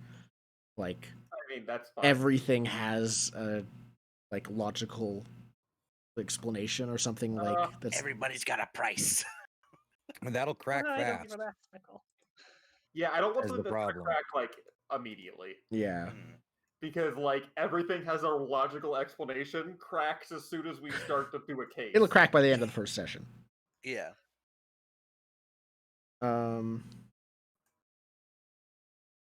I think. What about our starting belief being like we can handle it? Like it's gonna be tough, but it's effectively like we got this. Being like we're Yeah. I like, even though it was a joke, I kind of like everything has a price. I was thinking when there's no one else, call us. I like that better. Yeah. Yeah. For the concept. Or isn't that the identity? That's the identity, yeah. Oh, yeah. We can kind of take that a couple of different ways. Call us because we can get it done when no one else can. Call us because no one else is willing to do the right thing. Call us because it's your last hope. Yeah. Yeah. I like it. Let's go with that. Someone's writing this down, right? I have it on my thing. Remember it. You gotta go back to the video to remember it. I mean, it should be on all your crew tags. Oh, there it is. Okay, so we'll have to we'll copy it from Jordan's after. So what was the specific quote? When there's no one else, call us. When there's nobody else. Yeah.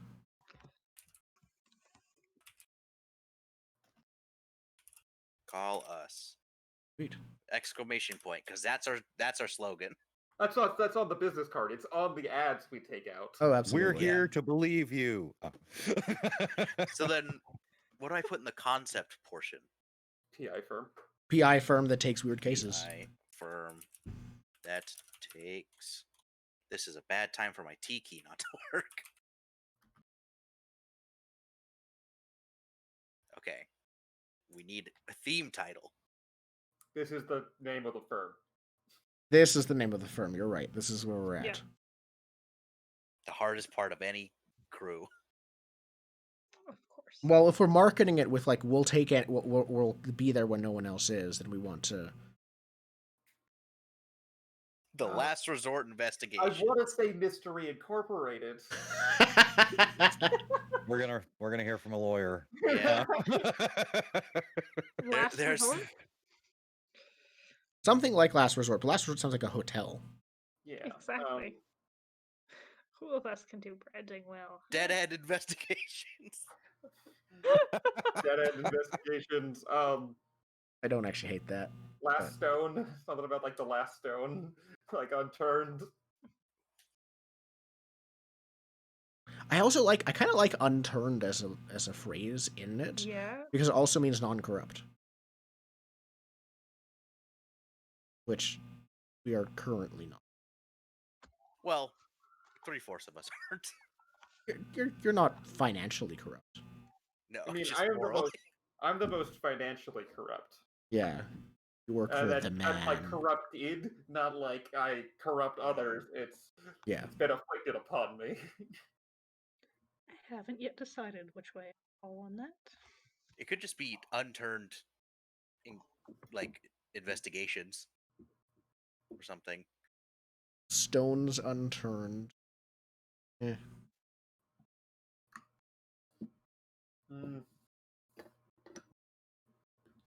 This is so hard. Mm-hmm. The geniuses that came up with Mystery Incorporated. You ruined us. Yeah.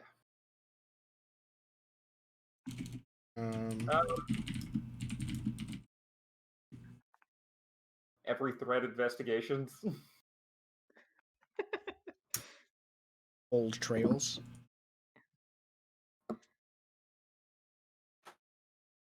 Cold Cases Inc. I don't know.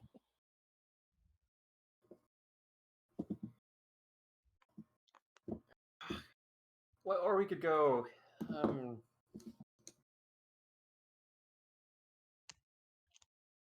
Something investigations. Actually, Impossible investigation. What about improbable investigation? Esoteric investigations. Enigma investigations, or just Enigma. Enigma Inc. Enigma Inc. Yes. That's pretty good. Enigma Incorporated. That is actually pretty good, yeah. God, how do I spell Enigma? Let's take it before we start. Enigma. Enigma. Enigma. Edward Nigma. Oh. Edward Nigma Incorporated, yeah. I'm going to put Inc. I'm not going to spell Incorporated. Enigma Inc. Perfect. When there's no one else to go, call us. We need a better slogan. We'll figure it out eventually. Enigma is an operational data management intelligence company out of New York City. Perfect. Damn it, Enigma. Enigma Inc. already has a Facebook page for psychic, intuitive, tarot reading, Earth Angel, True Blue Scorpion. That's also somehow perfect for City of Mist Detectives. Just take out the "ma" at the end. Just Enig Inc. I mean, I'm trying to think of a myth that we could name it after. Of a what? Oh, a myth. We could name it after. Fairy tale detectives. Sherlock Holmes is way overdone, and that's the. Yeah. And they are not fairy tales. That's true. There are no real detective fairy tales that I'm aware of. There's a children's book. Part of this world. I want to be. It's not a bad name, actually. Like Part of This World Investigations. Yeah, I mean it's a callback for, and it's has its things. Art of this. I still am a fan of Enigma myself. I also agree. A puzzling or inexplicable occurrence or situation. But yeah, naming it after a myth would also be good. Golden Goose Mysteries is also a good one. Actually, I love that. I looked up the Golden Goose myth like for this as part of the research, and like it was the weirdest thing. It was basically the summary of the Golden Goose. People just randomly got stuck to it. Golden Goose investigations. I was thinking Golden Goose Mysteries. Yeah, Yeah. I like the mysteries on that one. Let's go with that. Golden. I can spell that. Goose. Mysteries. Did I spell mysteries right?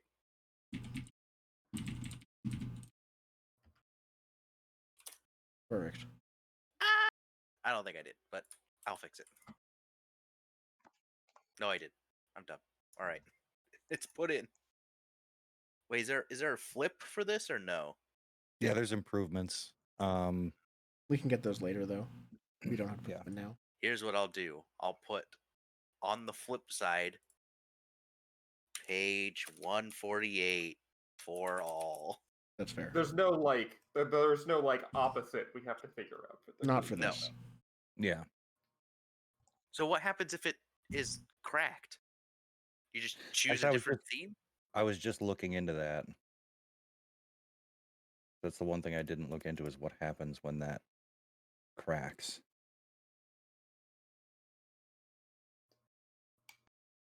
Better indexed.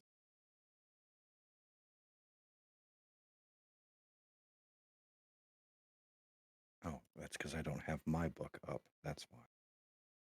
Oh, is it only in... It's not in players? Well, I've got the MC Toolkit. I've got the player edition because that's they broke the book into two books. Mm-hmm. And then I've got the original book. Okay. And I would usually work out of the original book because it's just got everything in it, so I don't have to keep flipping back and forth. I can't find a place to buy a physical copy.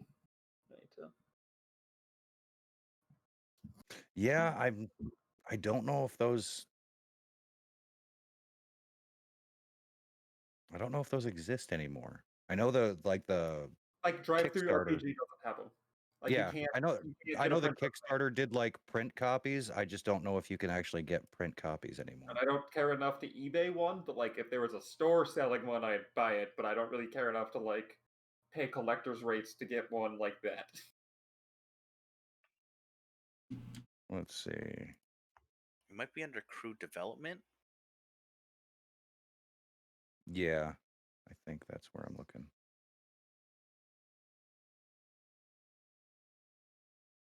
It talks about gaining attention, but doesn't talk about. Oh, I think that's where you get like nascent themes and shit when you.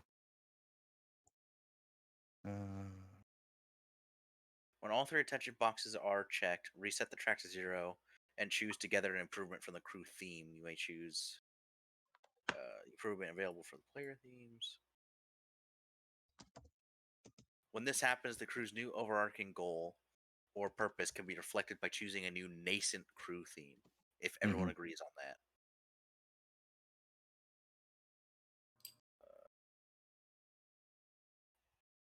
I'm not seeing anything about when it cracks, though.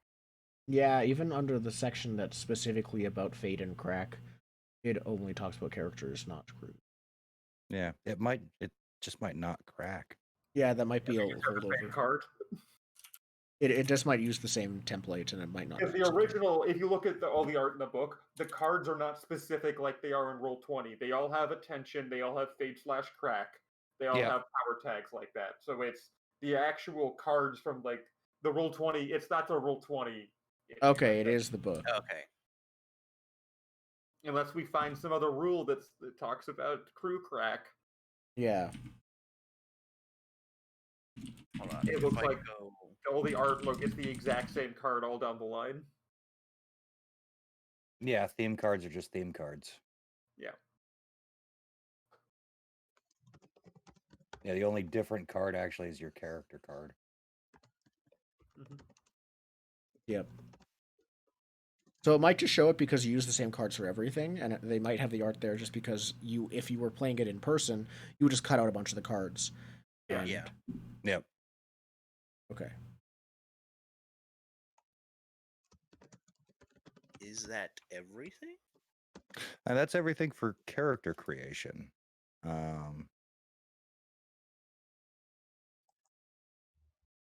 mean, that was a lot. Yeah, That was 3. That was an Yeah. 3+ hours. That's a lot. Yep. We didn't even take a did break. a lot of it off screen. Yeah, just like everything, yeah, but also we did a lot. This was very in-depth character creation. Yeah. Oh yeah. Now, that's not to say that it would take you forever to make a new character if you had to. No. However, dying in this game is pretty hard. Okay. My big thing about making the literal doing of everything is super easy for this character creation, but it's like Talking and it's going a lot over of, it. like, thinking real hard about what weird story you picked and keep flipping back to the myth for every question. I'll be like, which one is it? Which one makes the most sense? Yep. Mm-hmm. Which sentence do I extrapolate into a power tag? As far as how we're going to handle this in game, all of your character sheets have tracking cards at the bottom, so you can track statuses, stuff like that there. Yeah. There is a deck of cards, and I'm assuming you all can see the deck of cards. Yes. Yep. Tracking cards. Yes. Yes. And I have them all up on the tabletop, one of each. There's a tag card, a status card, a clue card, and juice card. So we can also toss those out onto the table for like temporaries, things like that. What's a juice card? Juice, juice is probably one of the most involved mechanics. So juice points represent your ability to shape what's going on around you.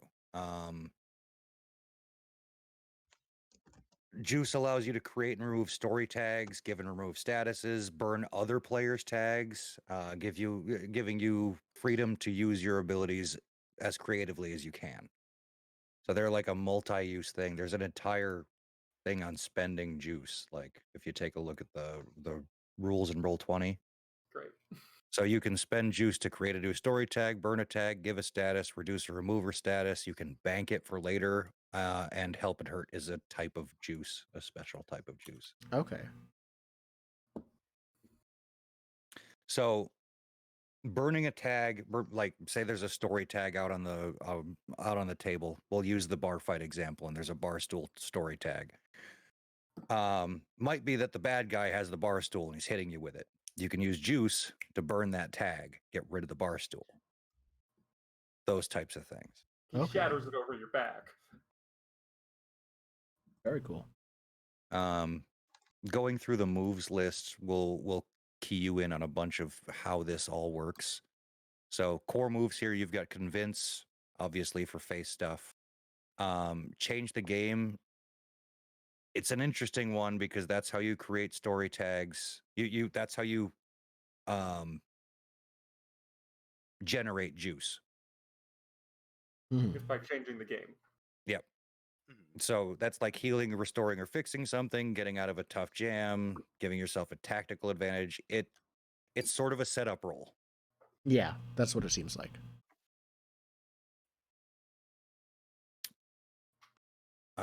Then you've got face danger, which is, withstanding danger, stuff like that, go toe to toe for close combat or a firefight, general violence. Or an argument. Yeah. Go toe to toe is not specifically violence oriented, but it's a situation where you need to win.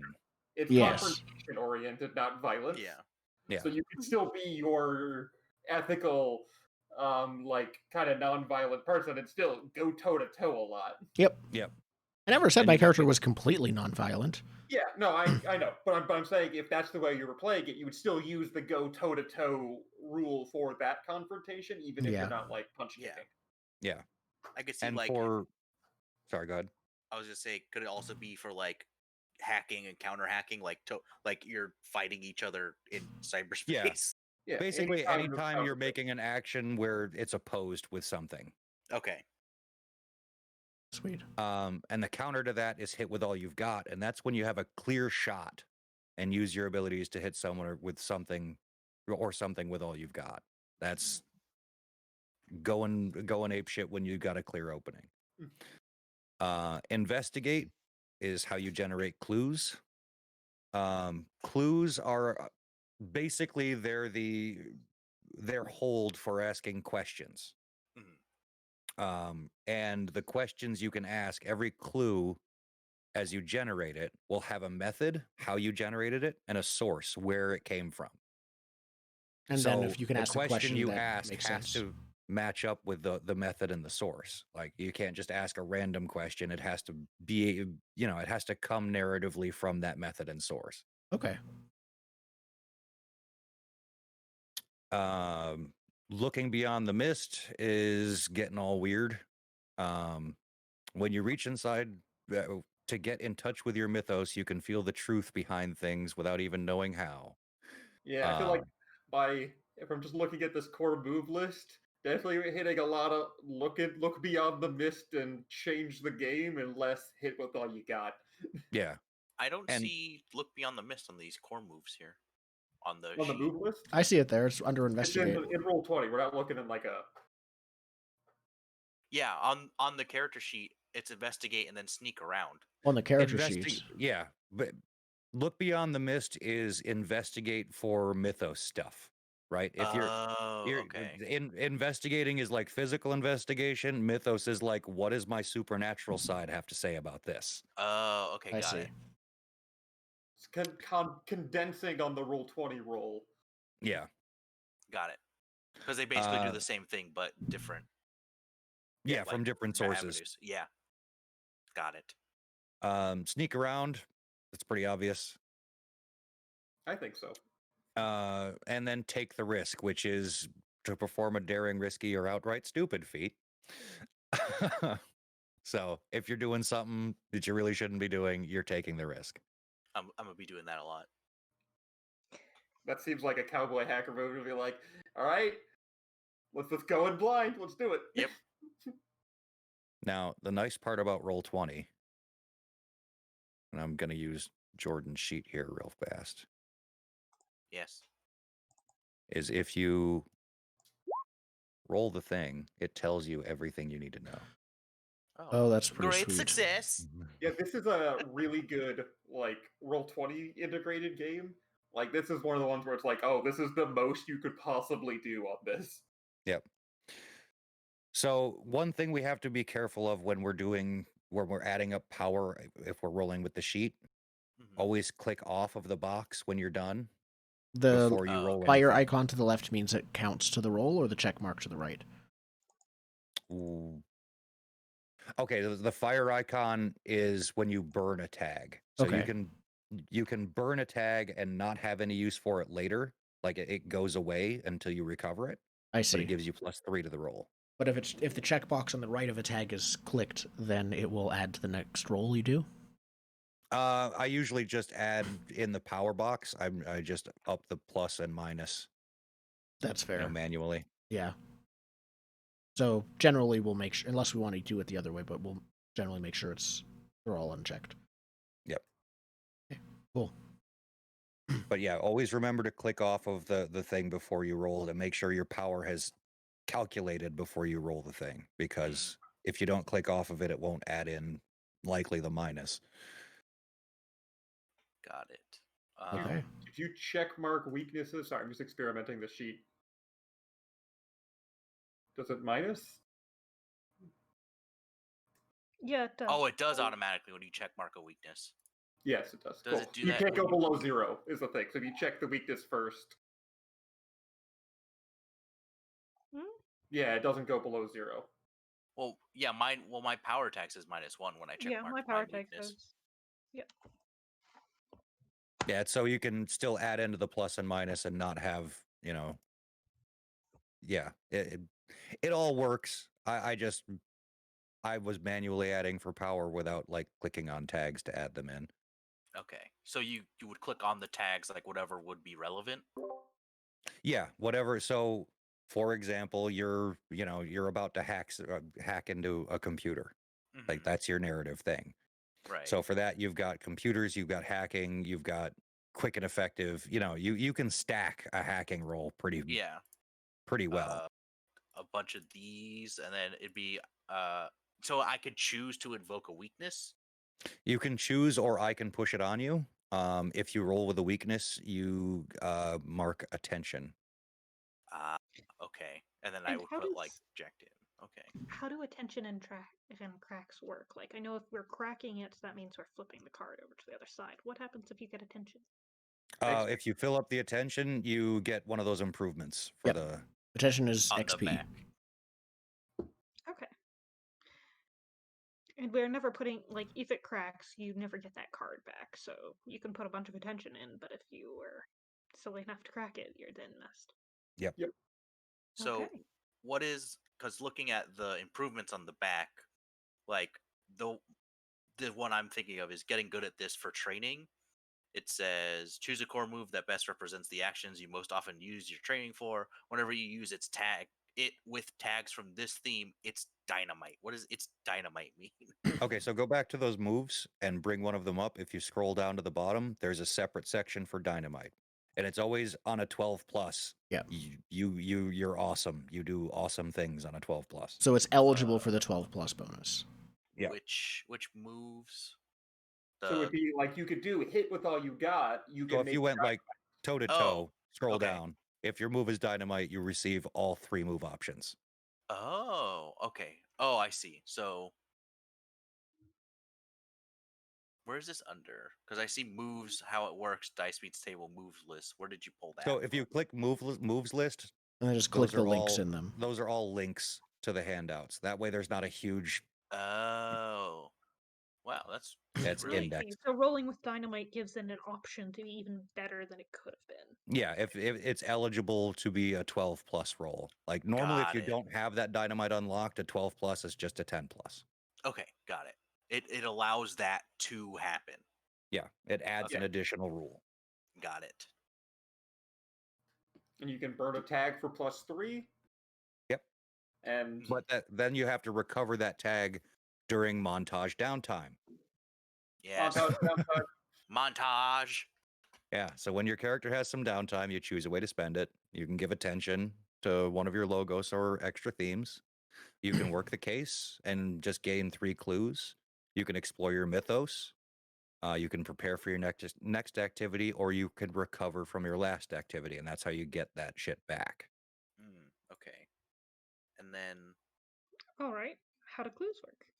Yes, Clues. Well, let's finish talking about boobs, and then we can move on to clues, I think. Oh, yeah. Fair enough. Yeah. Because there's a few other cinematic moves like that I'm curious about, like voiceover monologue. Flashback makes the most sense. I assume we won't. Each character gets 1 per session for flashback. Okay. I assume we won't be doing what is it? A monologue to introduce session 1 because we don't know what's going on yet. Correct. Well, I can do the monologue as well. Like okay, so you can just start. It's just from the perspective of a relevant character. It doesn't have to be a player. Goes into monologue, not one like player character. Cool. And then when do we know when we go into montage? Is it just like we go to the first scene, we don't really get anything, so now we go to montage, or like how does that work? It's just when you have some downtime, you can choose to montage. Like that's how we can get glimpses of your normal life, like stuff that's not really worth a scene, but it's worth mentioning. Yeah. Okay. You can put that into a montage. And sometimes we will cut into the montage to make a scene out of what you're talking about if it seems relevant or, Okay. Yeah, so whenever you call for downtime, whenever downtime is relevant, you can montage. Yeah.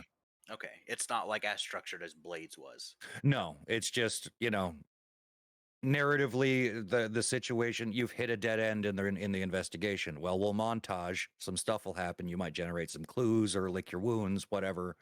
Right. You know. And the other one here is the session ender geek out during credits. So it's another way to get XP. It's at the end of the session when the credits roll, go around the table. Each player can answer one of the following questions. So you can recover burnt power tags or mark attention on a crew theme with how has the crew grown this session. You can add one help or hurt point next to a name on your character card with which character had the most meaningful interaction. And which of your themes is under the most strain? If it collapses, what new aspect will show up in its place? That's where you can do the flip side stuff. So you can answer that in the moment, like at the end of a session. Like this is about to change, so let me give myself some guidance for when it cracks next session. Got it. Okay. And then you have your dramatic moments moves. So these are not used as often, but when they're used, it should be a definite story beat, right? It should be dramatic. It should be epic. Mm-hmm. First one is finally some answers. So when you find answers to your mystery, like when you answer that question that's on your mythos, invoke this move. And then you choose a new mystery for the theme is basically how you go through resolving that. Like, okay, we mark attention because we answered the thing, so you get some experience, and then you decide what the next step is in that questioning investigation that you have ongoing. End of the road, when your identity becomes resolved. So if you ever like finish your mission or whatever, this gets invoked as well. Pay off the pizza card. Yeah. Yep. And that might end up in replacing the identity entirely, or it could be my thought on this has changed, and now I will change the identity to reflect it. Yep. You have make a hard choice, which is when answers to your mystery are within reach, but you forgo them.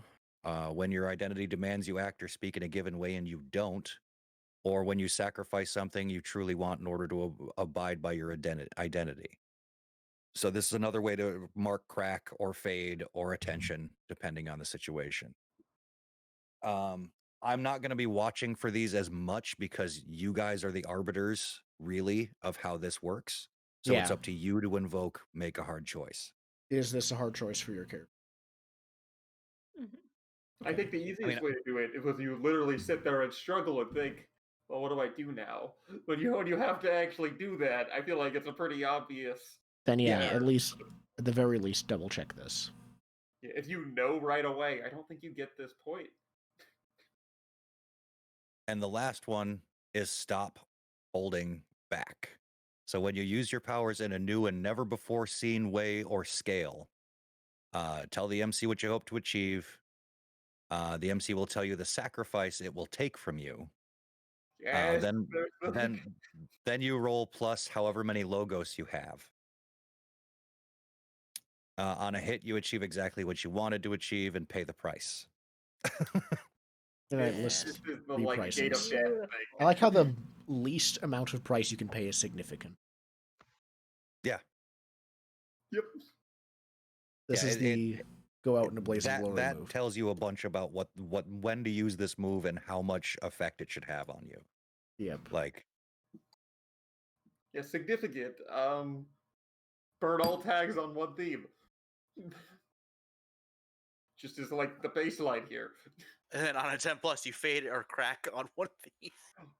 Yeah, only one, not all of them. If it's an ultimate stop holding back, on a 7 to 9, you are killed, destroyed, or transformed forever. Take a tier 6 status. Tier 6 is dead. Yeah. So ultimate, you can either just die or 10 plus replace the theme. It says killed, destroyed, or transformed forever, and then it says for now.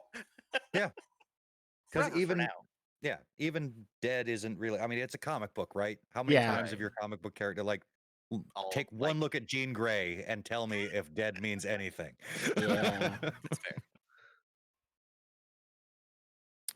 But yeah, those are the moves we'll be using to adjudicate all of this nonsense we're going to get into. So many moves. So many moves.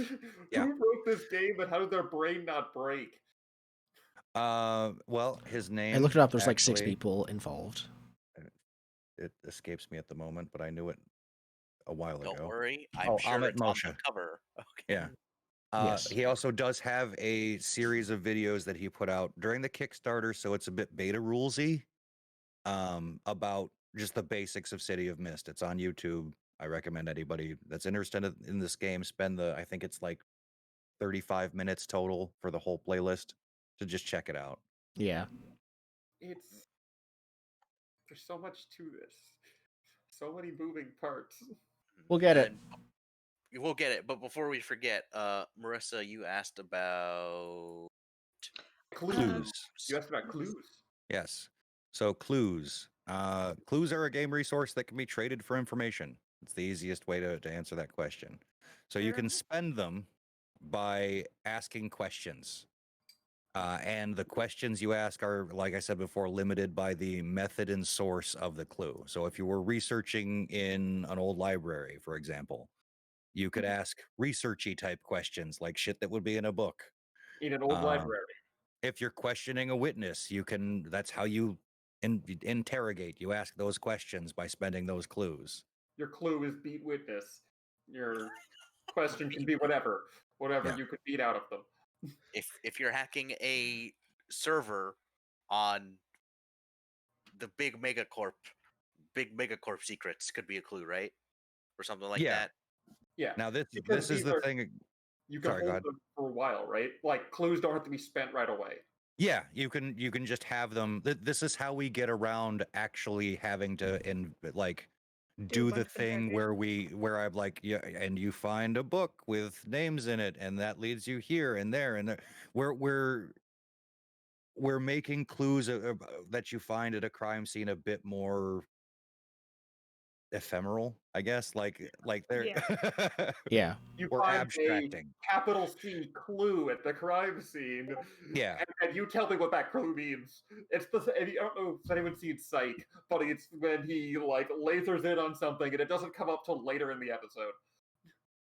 But you see him laser in Psych. He's like, he noticed that. What's it gonna be? Yeah. Now the important part about a clue is this right here.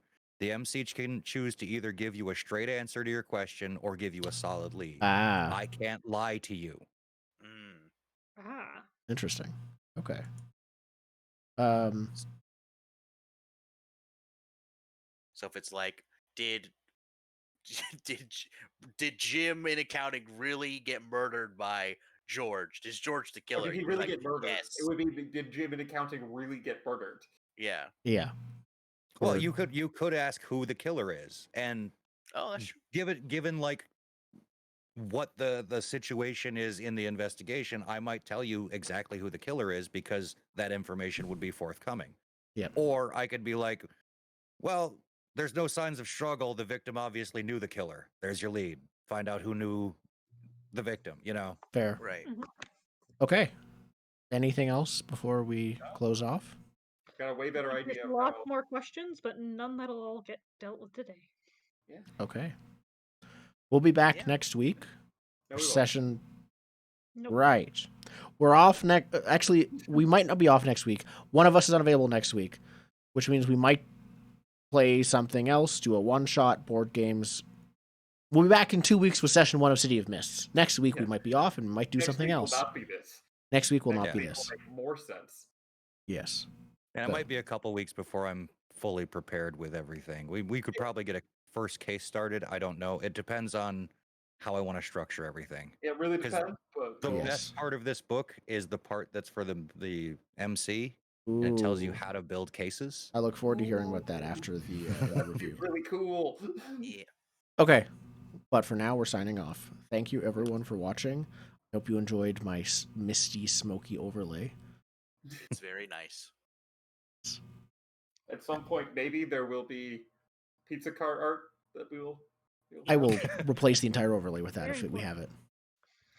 We'll get a fifth camera, in the various pizza windows of the pizza car. See, I take no credit for myself as an illustrator. I do not promise I will draw your characters. That seems a lot to ask. That's but fair. a car with pizza on it I mean, I already have done doodles, so we'll True. see. There might be some forthcoming pizza car art. We might what if some werewolf jacket art?